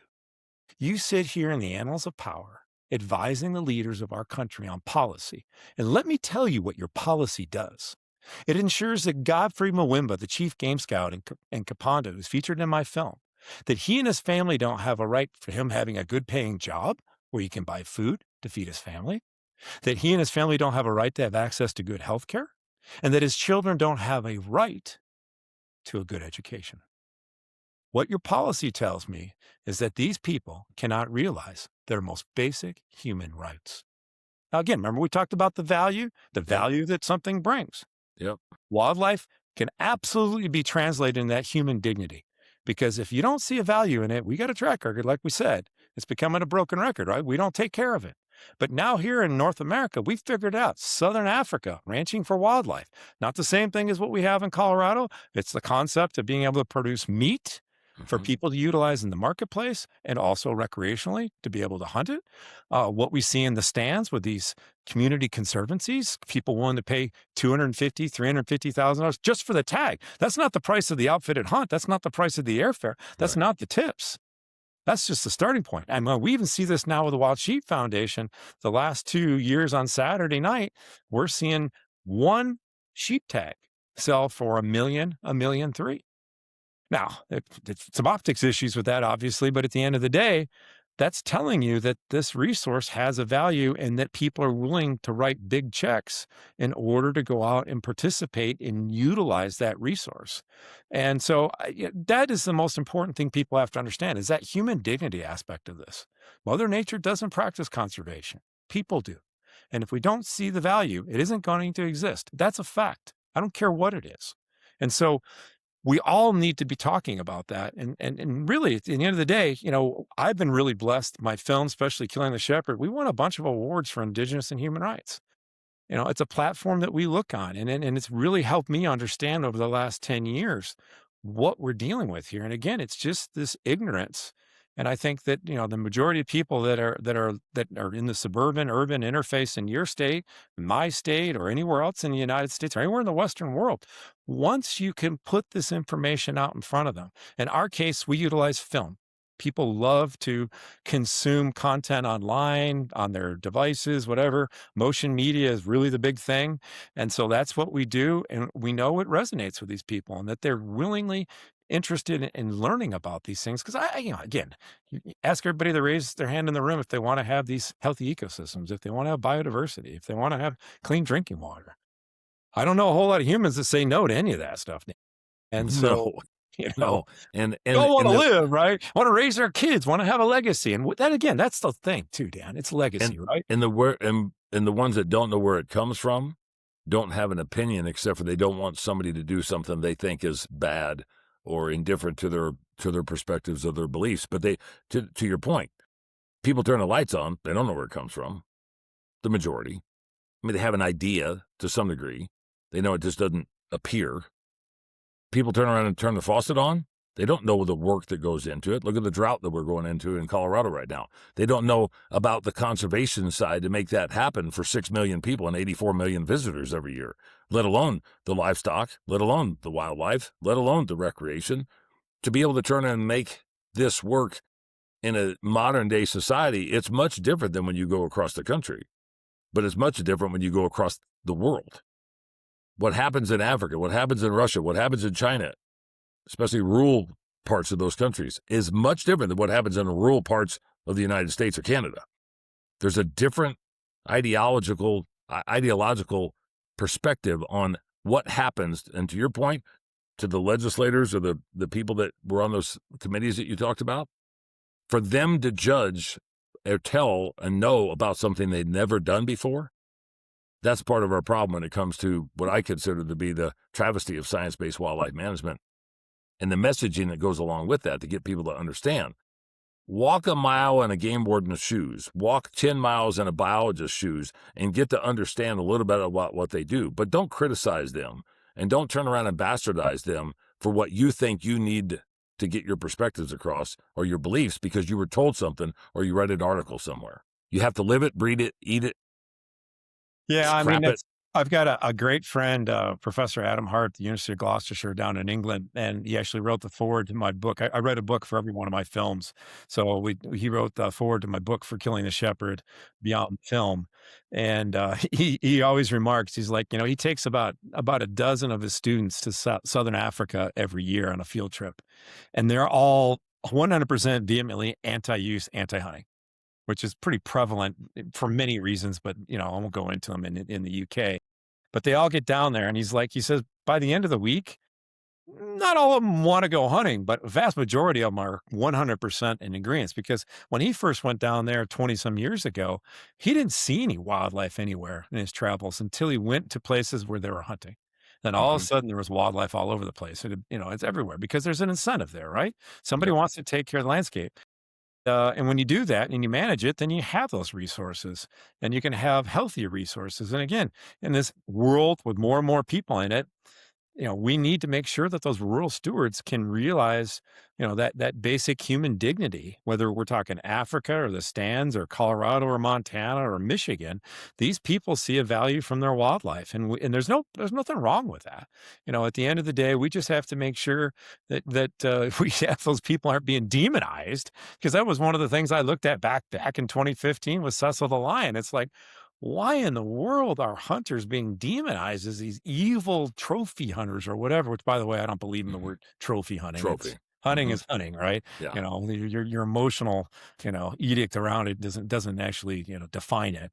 But at the end of the day, it's unnatural, and I don't know why our founding fathers, well, I know why our founding fathers didn't add it in the Constitution, but because it's not in the Constitution, it's not in the Bill of Rights, hunting is a privilege. And it's the other 90% of the population that grudgingly allows people to hunt in this day and age. And but we have to understand that there are forces arrayed against us, like you deal with every day, Dan, that are highly motivated, they're well organized, and they have a shitload of money, about $1 billion based on their 990 tax returns. Yeah, and if you look at if we're successful on the constitutional right to hunt and fish in Colorado, it'll be the 25th state to be able to do so. In Vermont, I think they started it in 1777. I don't believe that at a time 100 years ago that we needed to have a constitutional right. But there was a subsistence level. There was a survival of the fittest mentality. We needed this to be able to survive. People were going to do it anyway, but there was no regulations. There was no, season structure. There was no methods of take. There was no organizational effort to do conservation. It was whatever the hell you needed to do to survive on the landscape. In today's environment, I'm starting to wonder why we haven't started to codify that constitutional right more because of the ones that are trying to take away the ability to hunt, fish, and manage wildlife under the guidelines of programs and processes like the North American model of wildlife conservation. If we have to do it litigiously, I want to make sure that we standardize it and modernize it. And I'm glad that other countries are trying to emulate to some degree what North America has been able to do. But it comes into an economic side that certain sectors of the population worldwide don't want it to happen, period. But they still are consumptive users in some degree. They still utilize resources off the landscape. And the wildlife that you need to be a steward of and we need to be shepherds of, the wildlife are the ones that actually end up feeling the benefits of either management of humans that then turns around to management of habitat and the landscape, and also management of the wildlife itself. I want to ask a couple questions here. So the shepherds of wildlife exist to influence how conservation is understood and to help ensure a future where wildlife, habitat, and human communities can coexist in balance. That's a statement from you. Is that something that you think the majority of the people understand before they actually understand about conservation? Or do you think that conservation has to be just browbeat into people and legislators and governments to get them to understand why we need to be shepherds over wildlife? You know, Dan, it's a great question. And what I'll say is, no, they have no idea what conservation is. That's why we have the mainstream media calling the Center for Biological Diversity or Humane Society of the United States conservation organizations. That's why when I'm in Scotland, they're calling the Trees for Life and the John Muir Trust conservation organizations. Yet in interviews, their leaders tell me that they want nature to be free. Okay? That's not conservation. That is the opposite. That's the preservationist. And preservation doesn't work. It never has and it never will. But I think that's why we make the films we make, because we understand that if you can educate these people and you can give them an opportunity to learn about it, which, you know, that's what we're trying to do, is mainstream everything we're doing, then you will move the needle and people will start to understand that. Do they want to know these? Absolutely. I don't think when we run across people, especially in film festivals, yeah, everybody gets it. It's like, yeah, okay, it's just like the old black guy set up on the film, and Killing the Shepherd. I think it's important that, it's all about education, and it's all about people understanding that, that there are ramifications, and the stories that you're being told, the preservationist tendencies that we're seeing in the media, are just wrong. And, if you want to have a healthy lifestyle, if you want to live in a healthy environment, then you need to be at least understanding on how these environments work and what happens to them. And of course, I watch lots of documentary films. I've, the Attenboroughs and the BBC Natural History and National Geographic, Discovery Channel. These people produce phenomenal content, phenomenal films. I mean, the cinematography is second to none, incredible stories, great storytelling. But unfortunately, Dan, the vast majority of those productions omit a really important thing: the 10,000-pound gorilla in the room, us. And so they glorify these things, and people go there like, last year my wife and I took our kids on their first hunting safaris in Africa. We went to Zambia, and and then from there, Hunt and Plains game, and then from there we went over to Botswana to the Okavango Delta. A good friend of ours that my wife does a lot of business with is a hunting safari operator, but he also has some really beautiful $2,500 a night tent safari camps. I mean, it's like crazy, right? You got a sous chef and a butler and all this other crazy stuff. And, but I tell you, I spent 10 days over there, and I saw lions 10 feet from me. I saw leopards 10 feet from me. I saw elephants 20 feet from me. I didn't want them any closer than that. Hippo, Cape buffalo. I mean, you name it, I saw it. I'm never going back. Now, I hope my friend doesn't hear this, but there's no more wild than wildlife. Everything's habituated to humans. It's not natural. Yet that is what, when people, I've got a short film coming out here probably this summer called Walking on Water, or Water That Walks. And it's about this whole story of photo safaris and the hunting industry and whatnot. And the fact that, we now have people that, when you go on a photo safari, you fly in an airplane over the ocean, you land there in Mon, Botswana, you get picked up and you go on a helicopter to the photo safari camp. You get out, you're not allowed to walk between your tent and the lodge because there's animals all over, just, stuff that can cause problems. So you can't even walk. So you have to take a safari vehicle, whatever, 500 feet to your tent. And then you're there and you can't leave and go back to the lodge because you can't, walk into a lion or something. And then you spend your 2 days driving around. Of course, everybody wants to see another, hey, the painted dogs. That's, hey, they're going to kill something. Everybody comes, right? Every safari vehicle, or the lions just killed something or killed, and it's like, okay, great. And then 2 nights later, you get in a helicopter and fly to another camp. 2 nights later, you get another helicopter and fly another camp. And then when you get done at the end of the week or 10 days you're there, you get in a helicopter and fly back to the lodge. Now, local people get hired to work in these camps and whatnot, so there isn't some economics. But the amount of money that the photo safari camps were putting back into the local economy, just the money they were paying in concession fees, they were paying half of what the hunting safari company was. Right. Hunting safari company was putting about $500,000 per camp into the local community. And the other deal too is that the thing that I saw, and I was in Africa in 2024, and my son and I are going back this year. But the thing you're not seeing on the photo safari is there's not a protein or a food source that goes back into the local villages and to the people that are there. The money might be there that they have to go buy something, but the food source that I saw, the food source that I've been around, is something to where they're more interested in that than they are to turn around and get the money from cleaning dishes or washing clothes or whatever. Yeah. And I think it depends on exactly where you are. The more remote you are, the protein is obviously real important. And that is a catch-22 too, because you have to be careful when you start providing a protein source to a village that has a poaching problem. Then how do you know that the protein source they have is not ill-gotten? It's poached. So there's some issues that come with that, but at the same time, the money these people make in these photo safari outfits it's pretty, pretty good jobs. And so, but again, they're kind of going back into what we do here in North America, right? We go to the grocery store, go to the butcher. Hey, give me a ribeye, give me some hamburger. Yet, we got to go to somebody else to source it, and it's got to be domesticated because of our laws here. And so I think in Africa, what you'll find there is that you've kind of got this mix and match of things, and no two places are exactly the same. But again, the still essence comes down to, if there's no wildlife there, there's no photo safaris. If there's no wildlife, there's no hunting. And then what are you going to have? We need biodiversity for our own selves. We're a part of this cycle of life. We're part of this whole big ecosystem. And I'm glad you said that too, Tom, because so many people, like, you hear the testimony that's coming out of the people with the rhetoric here testifying, and you hear it in Washington and Oregon as well, is they act like that we're not supposed to be here.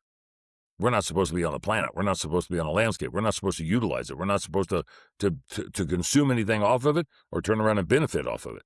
Well, they are, just by even being at the meeting. They drove there. They have a house. Their property that they've got or live in or rent or whatever used to be somebody else's property on some other confine. Yeah.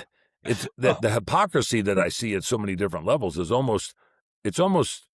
it's tragic, but it's not sustainable to turn around and make anything better for future generations. Yeah, well, you sit in somebody's house and they say, oh, it's evil that you go hunting, and you're sitting in the house. I'm like, well, what's your house made out of? Wood? Yeah. Okay. Guess what? It was wildlife habitat. Where's your house sitting? Oh, your concrete footers are sitting on wildlife habitat. It all was. Go to New York City, Manhattan, when our founding fathers showed up in that part of the world. There was a couple of cabins. And now it's one end to the other, steel, concrete, and glass. And it has its own ecosystem. And of course it doesn't, it's just full of humans and all kinds of, wonderful things. And I mean that facetiously. But yeah. I think people need to understand is that everybody uses wildlife.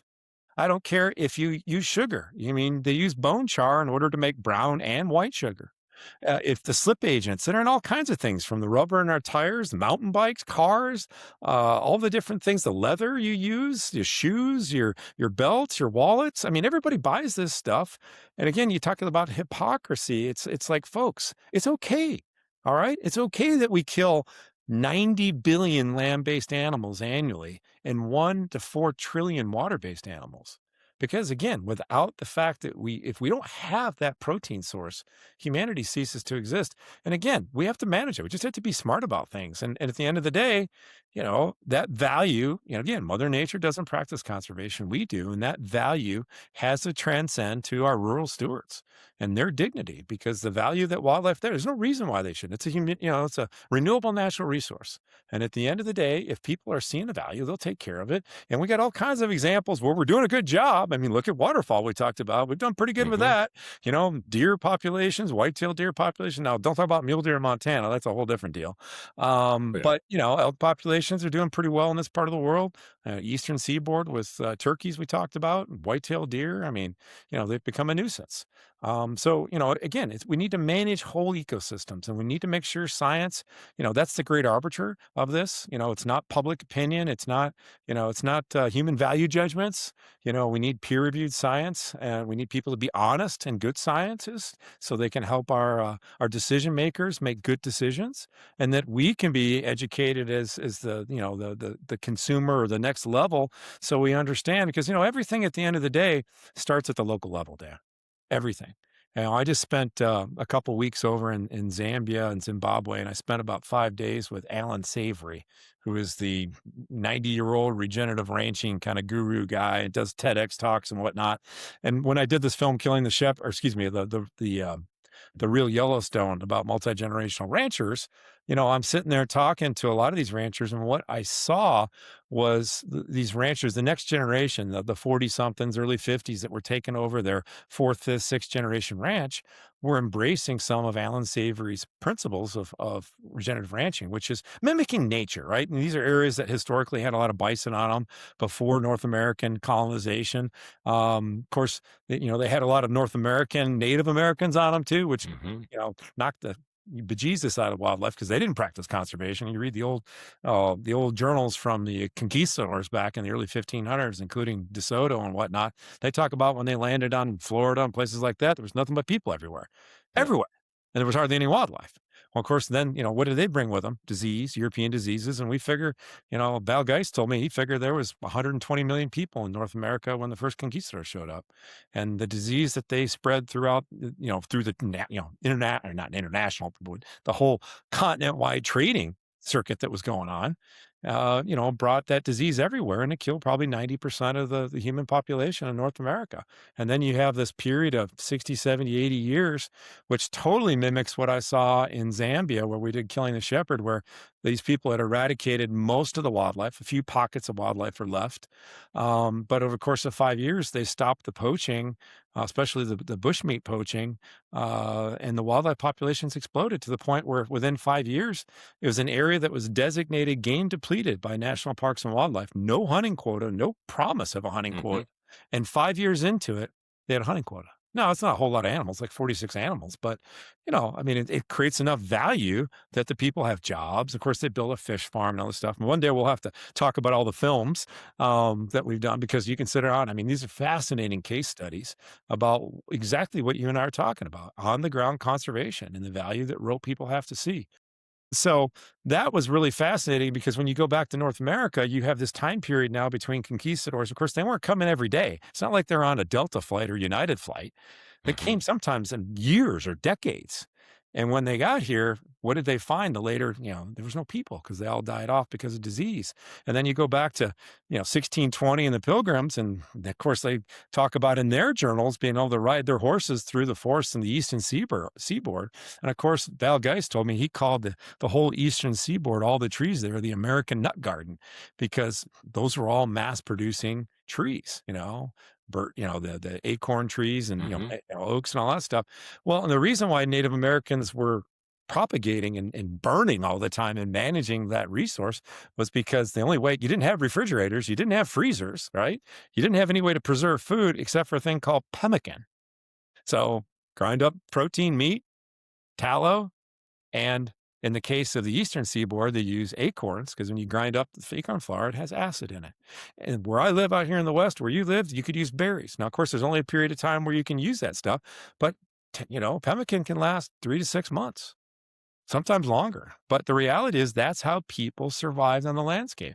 And of course, now in progress, our colonial ancestors came into this place, and they cut down all the trees to build, society, and they got rid of all the animals because they thought they were going to be forever, right? We got as far as I can see these things. Well, let's go kill them with, I don't know what you would call a punt gun, but it'd be like a small cannon, I guess.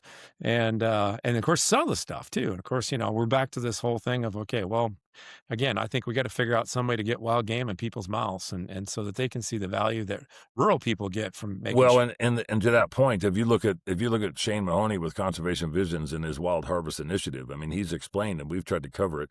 Shane and I are friendly acquaintances. We've dealt with each other on multiple levels since 2022, and learning from guys like that have tried to explain to the people that don't know that the Wild Harvest Initiative is we could not feed the entire planet off of wildlife by itself, but we couldn't feed the entire planet off of domestic livestock production or domestic farming by itself either. There's not enough land. You want to turn around and do that by itself. The value of meals from wildlife itself, straight across the entire globe, provides enough of a difference that, and I don't explain it as good as what Shane does, but the domestic livestock production, the farming that is done, there's not enough land to turn around and feed this stuff, to have wildlife, and to turn around and have domestic production to feed 8 billion people. It's not, and to your point, what's the carrying capacity? I don't know, but I know it's a hell of a lot less if you turn around and start taking wildlife out of it. Yeah, no, 100%. When I did the film, The Last Keeper in Scotland, it came out in 24, which is also on Amazon.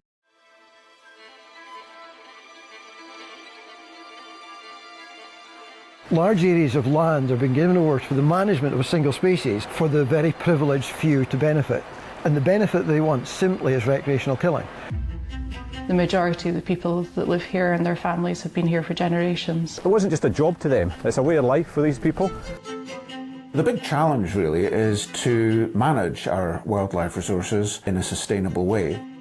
Our job is to sort of explain to people is what Scotland could be like if nature was left to its own devices. The habitat that you see around here, the landscape, the animals that inhabit it and the way it's laid out, is all the consequence of human choices. Members of the public are moving away from the idea that it is acceptable to shoot things for a sporting purpose. Some people can say a bit like nasty things, and some think the job my dad does is cruel. People from the urban cities, they really don't know the other side of the story as regards predation and the effects it has on wildlife as well. If they ban the hunting, the stalking, it would decimate the country, it'd decimate the highlands. When there's no predator control, predators will take over. Wildlife's going to disappear. If you can't make a living, if you can't feed your family, what's the point in doing it? If you remove people from the landscape, you remove the heart and soul. This spring. Do we have a war going on? There's social change. There's always social change. There's tension. I know keepers has been threatened about it. Children were threatened with having acid tripped in their faces. The deer has played a big part in this area for people's employment. They are also a symbol of what nature means. From the director of Killing the Shepherd. We've got to get food from somewhere to feed the population. And it goes hand in hand with what we do here in our philosophy of nature to play. With the rewilding thing, which is very much in fashion now, we have some pretty big players who have a totally different belief system from us. When government starts saying what you can and can't shoot, who can and can't shoot it, I have great concern. There is a lot of sort of neo-Marxist ideology attached to the whole land reform issue. The vested interests that lie behind the high deer populations, they're the villains. The end landowners, that's what this argument is all about. The Last Keeper. Over in the UK, they have a very, very vibrant wild game industry. So these sporting estates, and the government promotes this. There are businesses. We actually featured a place called Highland Game in Dundee in Scotland that they process about 60 to 80,000 red deer a year. And this is the offtake of these sporting estates. So they have to manage their populations. Of course, the government doesn't want to see too many deer on the landscape, and that's another whole story. But the end of it is that you can go into downtown London today, and you can go to Costco and buy wild game venison burgers, meatballs, and steaks. Costco in London. Now, everybody knows the UK, they're anti-hunters, right? Everybody, you do this. No, they're very much about, hey, we like to have wild game. They like to eat the wild game. There's a lot of nuance to it all, but my point is that they're kind of ahead of us on that deal, and because of our market hunting pass, when you talk about the consumption, and oh boy, you're evil, right? We can't do that. When I'm like, hey, wait a minute, maybe we don't have to figure out a way to make a monetary benefit out of it, but maybe the conversation needs to be had like, okay, if there's too many wild turkeys in Connecticut, and there is some way that maybe we can raise money for conservation, for the management of it through the state agency, wildlife agency, maybe that you get a credit for bringing back this animal. It goes into a USDA inspected processing facility, and the money generated for that pays for, same things like Pittman Robertson pays for. Not saying it's a tax, but it's the same thing. And then you as the hunter, you get your name thrown in a hat to go on a moose hunt in Maine or something, or you have to have incentive, right? You have to incentivize everything. Like we talked about the whole rat analogy. It doesn't always have to be money. But at the same time, if we want to see people, it's even like I've worked a lot with the wild turkey doc, Mike Chamberlain. And, he and I have talked about, okay, well, what's happened in the turkey populations in the Southeast? Well, in a lot of these places like Alabama, their populations are nosediving. Well, he pretty well figures it's because we're over harvesting them. And I said, well, why are we killing too many turkeys? And he's like, well, we don't really know how many turkeys there are. And I said, what do you mean we don't know how many turkeys there are? He says, well, the way we kept track of the numbers of turkeys was doing gobbling surveys. So you do this transect as a researcher and you listen, and how many gobbles you hear on this transect over this time period can be, you can go ahead and relate that to how many turkeys live in a given area and a certain habitat. And he says, but the problem is the turkeys that gobble a lot got shot and killed. No, we don't talk very much. So you end up shooting too many of them. And I said, well, wait a minute. I live in this place called Montana back in 2004, 2002. There was a real big push to do DNA hair studies with grizzly bears. And so the federal government put enough money out to put hair traps, which is just basically barbed wire with scent on them on trees, all over Glacier National Park in that area there. And if you get enough hair traps out, you can get an error margin of less than 4%. Not only of the population, the makeup of the population, sex, all that stuff, the health of the population. There's all kinds of data that can be pulled out of DNA, out of one hair. And so I said, well, why don't we do the same thing with turkeys? I mean, we were hunting Osceola turkeys down in the Okeechobee, swamps down there in the Everglades. And so it was like, what do you think? I said, if a guy wants to get a turkey license next year, he's got to turn in a sample this year, right? And then you get this thing of mandatory reporting stuff. Well, then again, it's just more data for our scientists so that they can make really good educated, decisions on what's going on. And of course, even here in Montana, you guys probably deal with this too, but we see legislators in Montana getting involved in science and the management of wildlife, which is not a good thing. And so I quite often, we have our legislative session every other year for 90 days. I usually have to go down there and pound on a few people's heads, go and stop it. And I envy you to have it. And Randy Newberg and I talked the other day, and I have it every other year for 90 days, and we've got it every year for 120 days. That doesn't make any better by any means. Yeah, but here's the deal, Dan. We're either trying to figure out what the heck happened the last 2 years. We have interim committees, but we're either trying to figure out as a body what happened over the last 2 years or what's going to happen in the next 2 years. So there's a lot of planning going on and whatnot.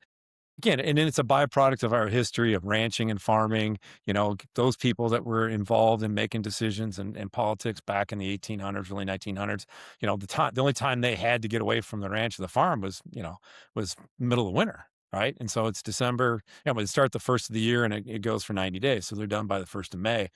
And there's again, and when I did the Real Yellowstone, one of the ranchers I featured in it was a guy named Eric Albus, who was also a hunting outfitter, and he manages all the lands that they own and lease, not only for farming and ranching, but also for the wildlife. So they would actually leave, row crops. They'd leave the edges of some of these row crops, especially cereal grains.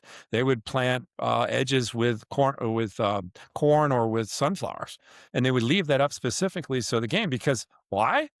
He's making money off of utilizing, the wildlife that's there, in a responsive way. And so, but it was interesting. He was so worried about the future, he actually threw his name in the hat to run for the state legislature. in the last session. And so we followed his campaign and, kissing babies and all that stuff. But, it's real interesting to see how these rural people, like I said earlier, they need to have their own Bill of Rights. At the end of the day, some of these people are throwing their names in the hat that get involved in politics because even in Montana, I think Eric and I figured out 150 legislators, 50 in the Senate, 100 in the House, and 1.2 million or 1.3 million population.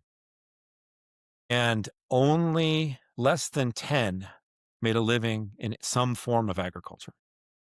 Really? Yep. And so you get people making decisions on policy that have no clue what's going on. Like I said, they need to be educated. And that's the thing I often talk about, kind of switching gears on this conversation, that people that vote need to understand that whether they vote or not, somebody's making decisions on their behalf, whether they help put them there or not. And I think that when it comes into wildlife, it's even more detrimental because people as a whole are disconnected. Colorado, I think the statistics are somewhere around 94% of people eat meat in the state of Colorado. But if there's only 4% that are actually hunting, that means that the overwhelming majority are not eating wild game. They're eating domestic production. That divisiveness or that separation of education is part of our problem when it comes into, it's kind of like out of sight, out of mind. They know it's there in the mountains. They know it's up there on the hills, but they don't see it every day. They don't live it. They don't breathe it. They don't eat it. They don't recreate with it. And if they see it on the golf course, they see a deer on the golf course, to them, that's wildlife, and that's wildlife habitat, the overwhelming majority. Now, there's a lot of people that go out and they like to view wildlife and they like to engage in the outdoors, but those are the ones that help vote for wolves to bring in, that because they wanted to hear a wolf howl, not ever going to actually probably see a wolf in the state of Colorado, but never having to live around or deal with a wolf in the state of Colorado either.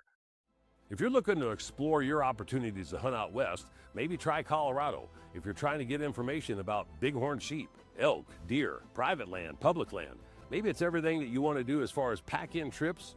Maybe it's just having a pack trip decided for you, and then when you get there, you just hunt out of a drop camp. Make sure you check out the Colorado Outfitters Association.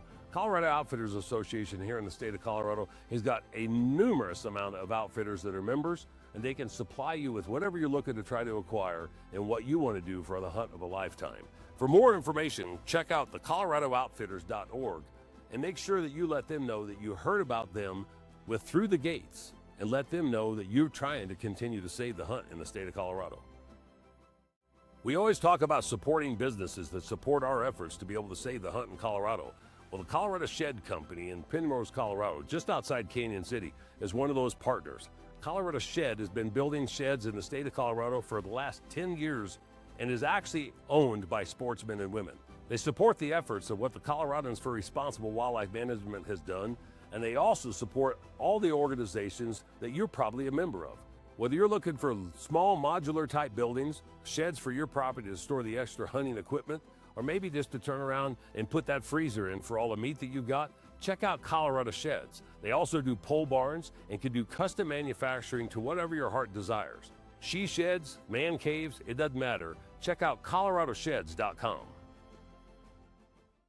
In the world of throwaway furniture, the folks at Rustic Living are creating heirloom furniture the right way. Each of their over 3,000 designs start with hand-selected aspens, milled and kiln-dried in-house to ensure your piece, whether it's a bed, table, dresser, or anything else, lasts forever and beyond. Their artisans hand-sand, hand-fit, and hand-finish each piece.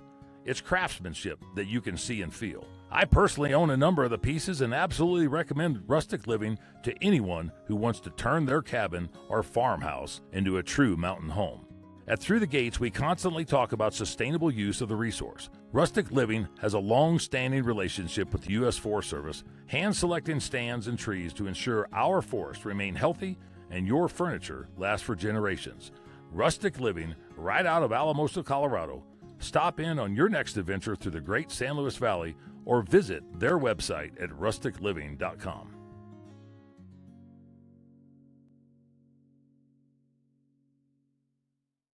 Let me ask you a couple questions, then we'll start to wrap things up, because this type of conversation is something where you're into storytelling. and you're into storytelling about lives and about the earth and landscape and management and people's perceptions, and it's kind of like the last of the Mohicans side of things. It's you're telling the story about something that is being taken away just because of population growth on the planet, and maybe the raping and pillaging of the resource in different sectors, and then the extreme management and the bringing back of wildlife species and the stewardship, the shepherd, is what you mentioned. Who in your career has been a major mentor or a hero to you to get you to continue to do what you're doing and tell the story when you see those ebbs and flows and peaks and valleys and those cycles that are good and bad? Well, it's real simple. My old man.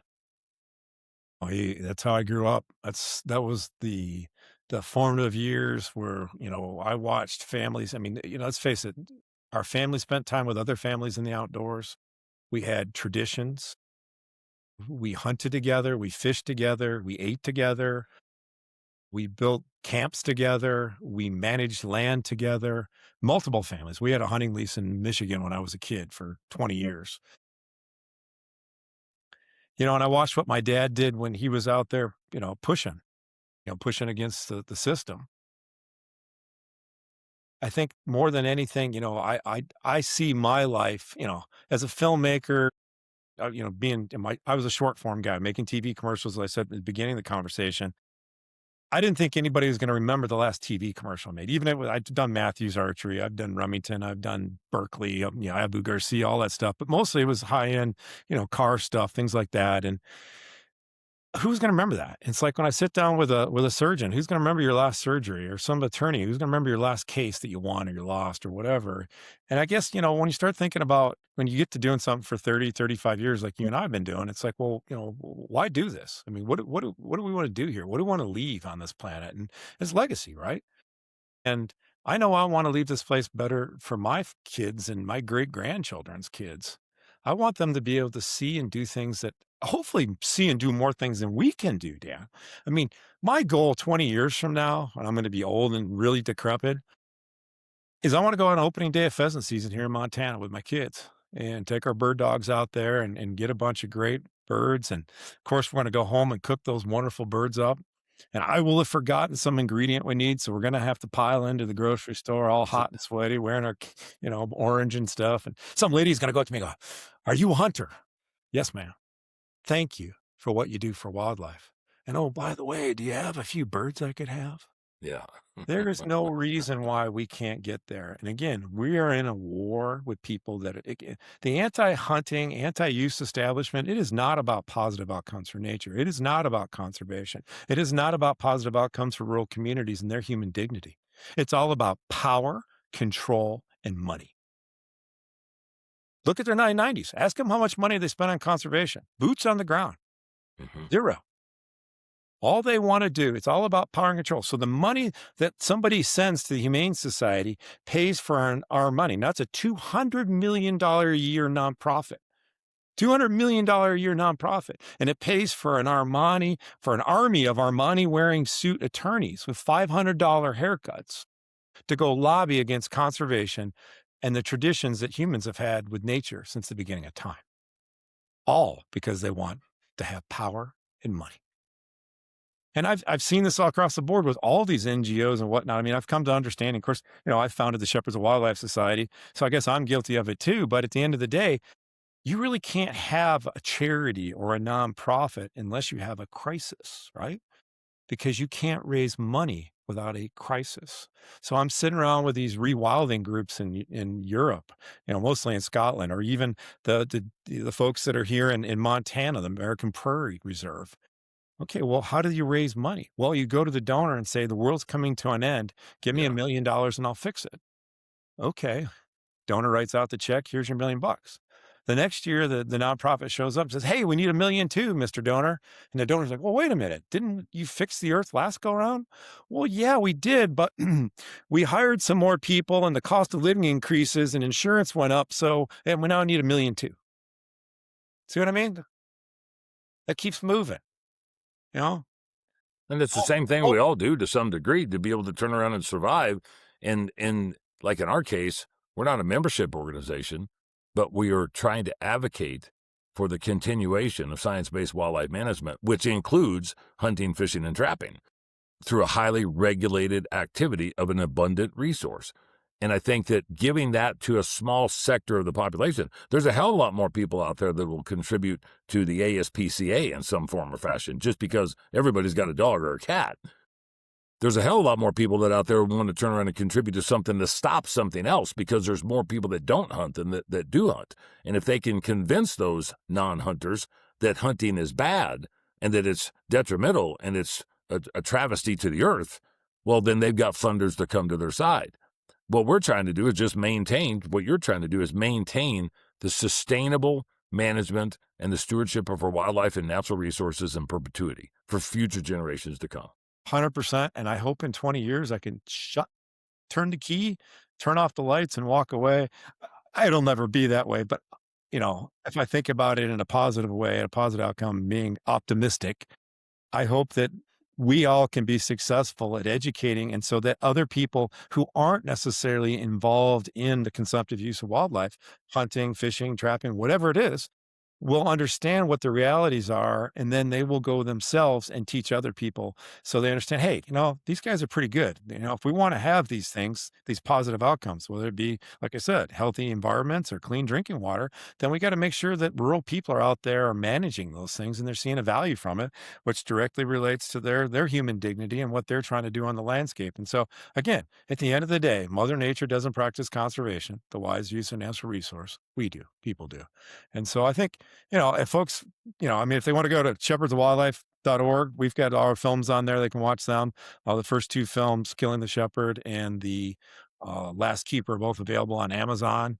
And, but yeah, we're in restoration. We just raised $150,000 over the last 6 weeks to help bring back Cape buffalo and puku antelope into the area where we shot Killing the Shepherd, working with National Parks and Wildlife in Zambia. So we're literally using the money to hire the trap and transfer people and the veterinarians and the helicopters and trucks and all this stuff. And we're going to be over there in July documenting this whole, we call it Operation Return to the Wild. And again, it's about trying to make the land more biodiverse and healthier. And in the case over there, their grasslands are disappearing. This is an area that's 1.2 million acres in size. It's huge. And, but their grasslands are starting to disappear because they've had 20, 25 years with no elephants and no Cape buffalo, which are, the big guys that keep the forest from infringing, the bush from infringing on those grasslands. So, it's all positive stuff, and of course, utilizing the wildlife there provides value. And we're going back in to see the schools that we helped get established in 2017, where the first time we went there, we ended up getting African children's schools involved, and they agreed to fund 3 schools in the area, about 80 to 100 uniforms that first go around.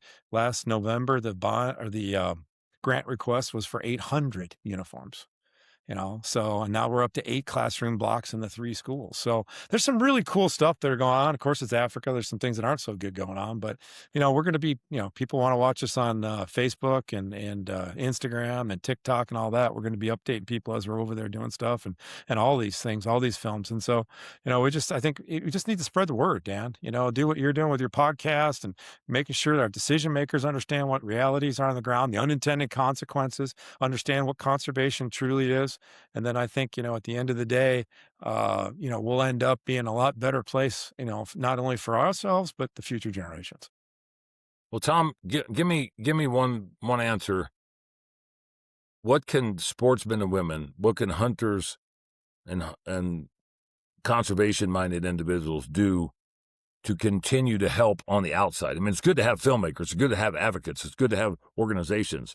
But if somebody watches this, turn around and listens to this and wants to share it and take sound bites off of it, what can the average concerned sportsman or woman do, in your mind, to help spread the message as all these other entities, organizations, and individuals are doing? Well, I mean, the easiest thing to do is spread the word with social media. I mean, that's as simple as that. Tell people, like, our educational films. I tell any organization that's interested in advocacy work along the lines of what we're doing here, we'll give you the 30-minute films. Bring them into the school. take them into your local media people, show them to it work, and share that information with as many people as you can. Groups like, some of these like Safari Club with, I don't know what they have, 30, 40,000 members. If they take a film and they, 10% of them spread it out amongst that group of people, church people, all that, they'll reach tens of millions of people in 6 months. And so that's really what we need to do. As hunters, I've been part of efforts to try to pull together a coalition of the willing kind of thing. And I don't get too much into it, but, I'm not used to failing, and we utterly failed, Dan. And this was, we had very prominent people within the hunting conservation community involved. And it was coming out of Cecil the Lion.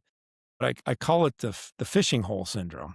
I'm not going to take you to my fishing hole because you might come back and fish it.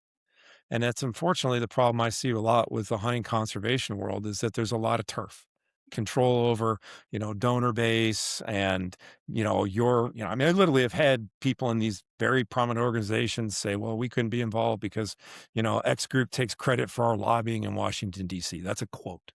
Or we love what you're doing, but we couldn't be part of this coalition because, B and C groups hunt behind fences more than 3.5 feet tall. Guys, that's the exact same thing you're going to lose it. So same thing we deal with here is the point to where we've created the umbrella organization, the CRWM. We don't talk about individual species. We don't talk about individual methods of take. We don't do boots on the ground conservation efforts and go pull fences and sheep counts and do habitat work and stuff. All the other groups in our coalitions are doing that. But we are a 501c4. Almost all are 501c3s. They are membership organizations. They have magazines and fundraisers and banquets. There has to be a continued financial income that comes in to be able to sustain all of us. But you're right. When you got 4% of the population that actually engages in our stuff, there's a limited amount of money to go around to each one of those organizations to do different things. The public education side, what you're doing, what Robbie Kroger's doing, what the podcast influencer community has built up over the course of the last 10 or 15 years, is educating people in a manner to where if it only turns around and brings over 5 or 6 or 8 or 10% of that audience to do something, those are monumental numbers when you start talking to, and this is the way I reference that try to answer that question. When we were talking about 127 in 2024, 2,500 mountain lion licenses were sold in the state of Colorado with a harvest of around 500 lions. But those 2,500 individuals all knew more than 2,500 individuals. So they could end up talking and spreading that word and continuing that message. The reason we won the Ballot initiative was not because 2,500 guys that went out and bought tags or the ones that swayed the vote, is because we talked to the general public and sportsmen as a whole. Sportsmen and women talk to their congregations and their coworkers and their families and their neighbors to get the message out. And the majority of those individuals I just mentioned, they weren't sportsmen and women, but they knew sportsmen and women. And the common goal behind a lot of that was conservation, was stewardship, was shepherding, just like what you guys are doing. And it also had to do with a food source because everybody had to eat.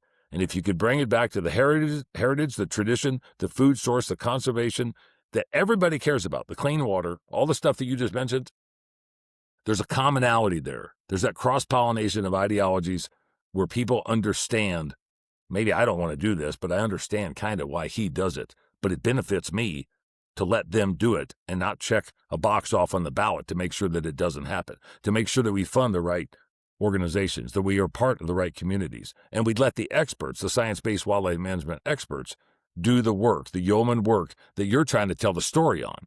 You're doing a lot of the background stuff. Robbie Kroger's doing a lot of the background stuff. Shane Mahoney's doing a ton of the background stuff.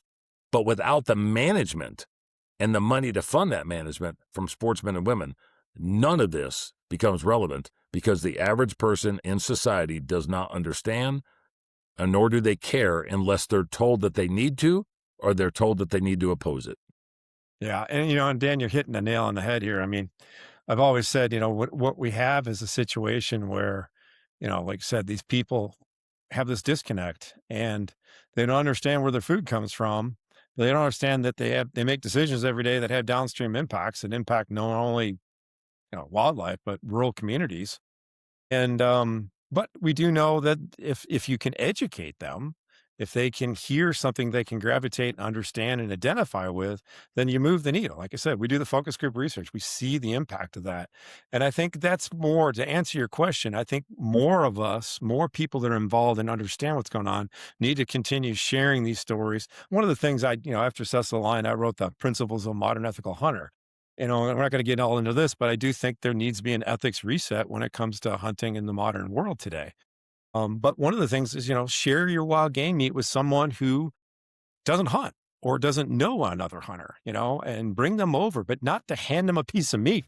Have them come over and have a steak with you, or make some sort of great, meal that you all enjoy, wild game meal, and share that bounty with the non-hunter, non-outdoor person. And you'd be surprised how you can move the people to sit down and talk. And again, it's all about comms. Everybody needs to communicate. Everybody needs to talk.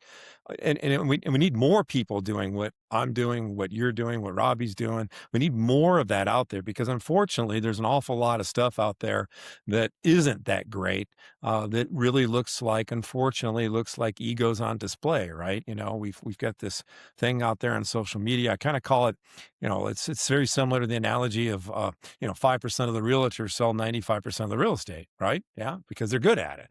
Well, 5% of the hunters put out 95% of the stupid shit. Why? Because they're good at it, and then you start, like when I did that presentation back in 2016 over perceptions around hunting and conservation by the broader public, you do a Google search for outdoor television host poaching. Do it someday.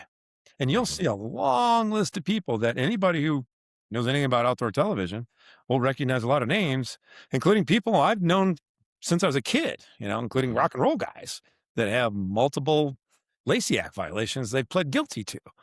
Well, I don't know about you. I'm pretty sure, though, most industries wouldn't want to hire people to represent them if that particular person had legal violations. It's kind of like inviting a pedophile to watch kindergarten, right? I mean, that's the optics.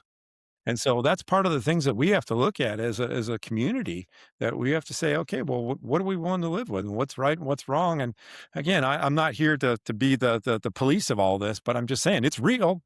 The messenger, I mean, it does impact people's perceptions, and it makes, everybody's jobs even harder to be able to get that, And to that point, and start to wrap this up, because we said we were going to go for an hour, and now we're going at 2 hours, because I think we could end up talking for 4 or 5 or 6 hours. We could talk about the movies someday too, but we need about 5 or 6 hours. We could do it in a couple hours. Yeah, I did Gary Thornton's Sheep Fever podcast about the Last Keeper, and he just, this is such a cool film, and we talked for like 3 hours. You just keep going into it, and it's interesting because, and I think that as some of these things morph into this year, for what we're doing, what you're doing, and try to connect the dots on some of this stuff, it'd be great to be able to continue these conversations at different levels, and maybe even try to bring some other guests into the conversation that I'd like to see somebody that watches one of your documentaries, one of your stories, and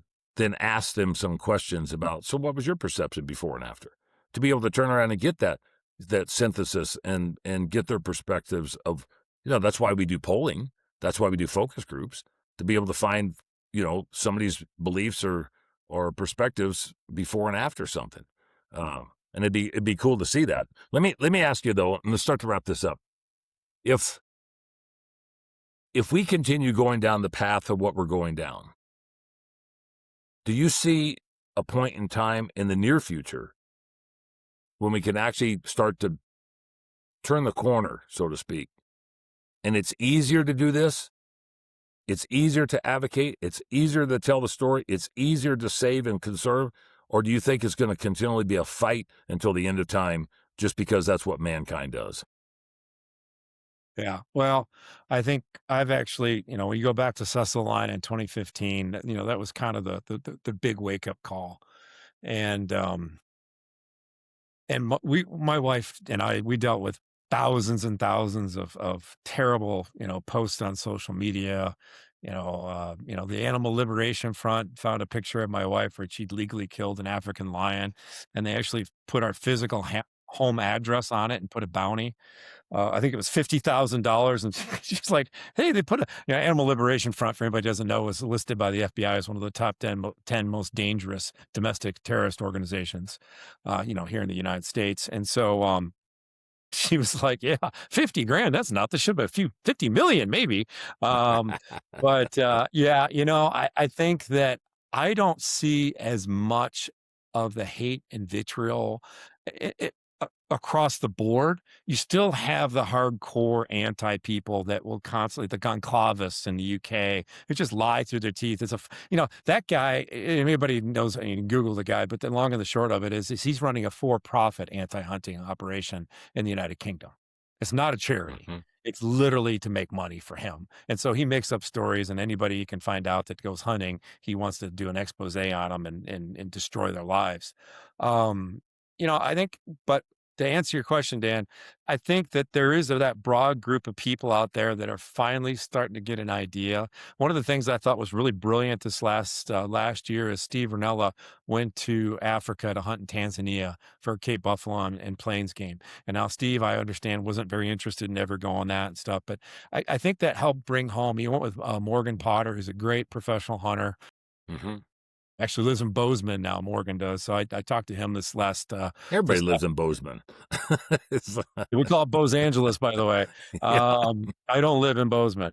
But yeah, I really... hats off to Rinella for doing that, because I think what he brings an audience of people that doesn't fit the stereotype of what we put out there, right? The egos, the tape measures, the record books, which is the majority of what the broader public sees. And, I'm working on a film right now called Of Blood and Land, Black America, Wildlife, and the Unspoken Truth. And I mean, we're getting into the heritage that Black Americans have with the outdoors, going all back to slavery. And it's amazing what's going on and why they do it. And you don't see anything about it. You don't hear anything about it because of our racist past, and the things that occurred, with after slavery and racism and, obviously all the things that there. And so, and it wasn't that long ago, blacks got the right to vote, right? And so, people have, if somebody knew you had a gun in the house, typically bad things would happen if you were, Black America. And so it's really been fascinating. But my point is that, I think if we can continue to tell these stories and share these stories, sit around the campfire, talk about great things, provide wild game meals for people that don't hunt or will never hunt, who will never have wild game. That's really a positive thing. And I think the more people do that, the better off we're going to do it. The more we put and tell the stories around why we hunt based on the traditions, around the livelihoods and the healthiness of our lives. I mean, we talk about GMO, steroid, free range, protein source. Well, that deer or that elk is the ultimate in human history that we could eat. And so we just need to continue to start talking about this. But we have to think about things too. I mean, should I post a picture of a zoo animal? We have a rule. We don't do that. And I'm talking about, you go to Africa on safari and you shoot a zebra, don't put a picture of it. Okay. I mean, I understand, or a lion or whatever else it is, because what you look like, Dan, and this is what our research shows, is that you look no different than a terrorist in the Syrian civil war, where they were cutting off the heads of human beings with a knife on YouTube, which, by the way, doesn't break YouTube's community standards. It's just like all the people that wanted to have my wife killed and have have her raped by the natives, and my children, cut up and skinned up and hung on their walls. I mean, that's the kind of stuff we dealt with every day, and not one or two times, literally hundreds of times every day for months. But again, that's not even an anti-hunting versus a hunting thing. That's a societal norm. And that's where we have to stand up and say, enough is enough of this stuff. And I think there's enough people out there that when you start to talk to them about these things and they understand what's going on, they get it. Again, we're not dealing with stupid people here. We're dealing with ignorant people. And so my goal is to get our films out on mainstream platforms like Amazon and Netflix. We also do a 55-minute version for PBS. Wyoming PBS is our presenting station. That goes to American Public Television. And this year, all of our films are going to go into the catalog for syndication on 330-odd stations in the United States, which PBS is still alive and well, guys. Trump didn't do away with it. But those people who watch PBS are well educated. They're usually fairly affluent, and they definitely need to understand this stuff. And so, and again, share these posts, share the videos, watch the videos. Like I said, all of our educational videos are free. Share them with your friends. If get on our website, shepherdsofwildlife.org, and you guys can come and ask for the educational versions. We'll send the video files out to people if they want to use them for presentations at schools, universities, business meetings, church, whatever it is, at work. And again, and I'm happy to make myself available. I know, Dan, you do probably the same thing. It's like your schedule is pretty serious. I'm doing Zoom calls here and there, getting 3 or 4 phone calls here from board members, whatever. Hey, we got to talk about this and whatever that. And so, but you just make yourself available. And this is what I've literally dedicated the rest of my life to this. And so, I'm never going to retire. I'm just going to keep hopefully bringing more and more people that have similar mindsets, hopefully younger guys that can carry cameras around and shoot better stuff than I can. That's the plan. And just continue to create tons of great stories and just allow people to have a voice where they don't have a voice, these rural folks. And again, explain to people what conservation is, wise use of a natural resource, and that we are the people that are behind it. We do it. Mother Nature doesn't. More than anything, I just want to make sure people understand that. And hey, we can create positive outcomes. We can use science, and we can get people excited about things. We can make sure that little girls in Africa don't have to become child brides because their families are trying to survive, and because their dad's got a good paying job through the whatever industry that's tied to maybe safari hunting or something that's associated with a multifaceted economic approach because the wildlife provides a value. I mean, again, I don't know about you, but I'd like to have a whole bunch of rats if they're worth $50,000 a piece. Yeah. Well, I'm a pest control guy, so I'd start breeding them in cages then too. Hey, man, I don't know who wouldn't, right? But again, hey, Dan, I want to say thanks to you. I want to thanks to everybody in your podcast for having me on. Wildlife.org is where you can find our website, and love to have people come on there, be part of what we're doing. And this is bigger than me. It's bigger than any of us. This is a movement. We've got to make sure that our urban people and suburban people understand what the realities are, and hopefully when they do understand that, then they'll come around to the understanding, how we can have these really positive outcomes, and we can leave the planet better for the next generation. Tom Opre, Shepherds of Wildlife Society. This is another episode of Through the Gates to Save the Hunt. We really appreciate the time that you've given us. It's been a privilege. I think that based upon our previous interactions and this longer conversation, we could have many longer conversations, but we wish you well. Hope you have a good summer. We'd like to bring you back on maybe closer to the fall and stuff, and you get a little bit of open time. And I know we're going to be seeing each other at different shows next year, but it's been a pleasure. And I know that people are going to, the legislators that we deal with, the commissioners we deal with, the administrators, the general public, they're going to appreciate what you had to say and the way that you display it. And I think it just shows the passion and the compassion that you have for what your dad brought you up as, and I really appreciate you sharing that and bringing the story to us, and actually, kind of giving us a little bit of a incentive to maybe look at things from a different light. Yeah, no, and it's one thing I want to say is the next time we do this, we need to do it on a campfire here in Montana, Dan.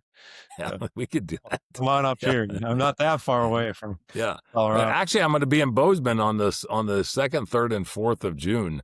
And I'm going to be doing Meat Eater and then the Wild Sheep Foundation podcast up there. So I'm back on the podcast circuit here just because of all the other stuff that's going on. But maybe we can get together at some point. Yeah, well, I'm not going to Africa till July. So I'm other than my publicist has got me going all over the place doing things. So but we'll be definitely keep it in mind. Okay, appreciate it, Tom. Tom Opre, Shepherds of Wildlife Society. And look forward to further conversations. Thanks for another episode of Through the Gates to Save the Hunt. We look forward to continuing these conversations. For more information, go to SaveTheHuntColorado.com. If you're interested in the constitutional right to hunt and fish, as we talked about, go to SaveCOHeritage.org.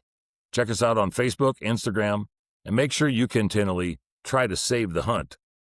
Aim small, miss small, and stay the course. Thanks for joining us for this episode of Through the Gates. For more content like this, make sure that you like, follow, and subscribe on all of our channels.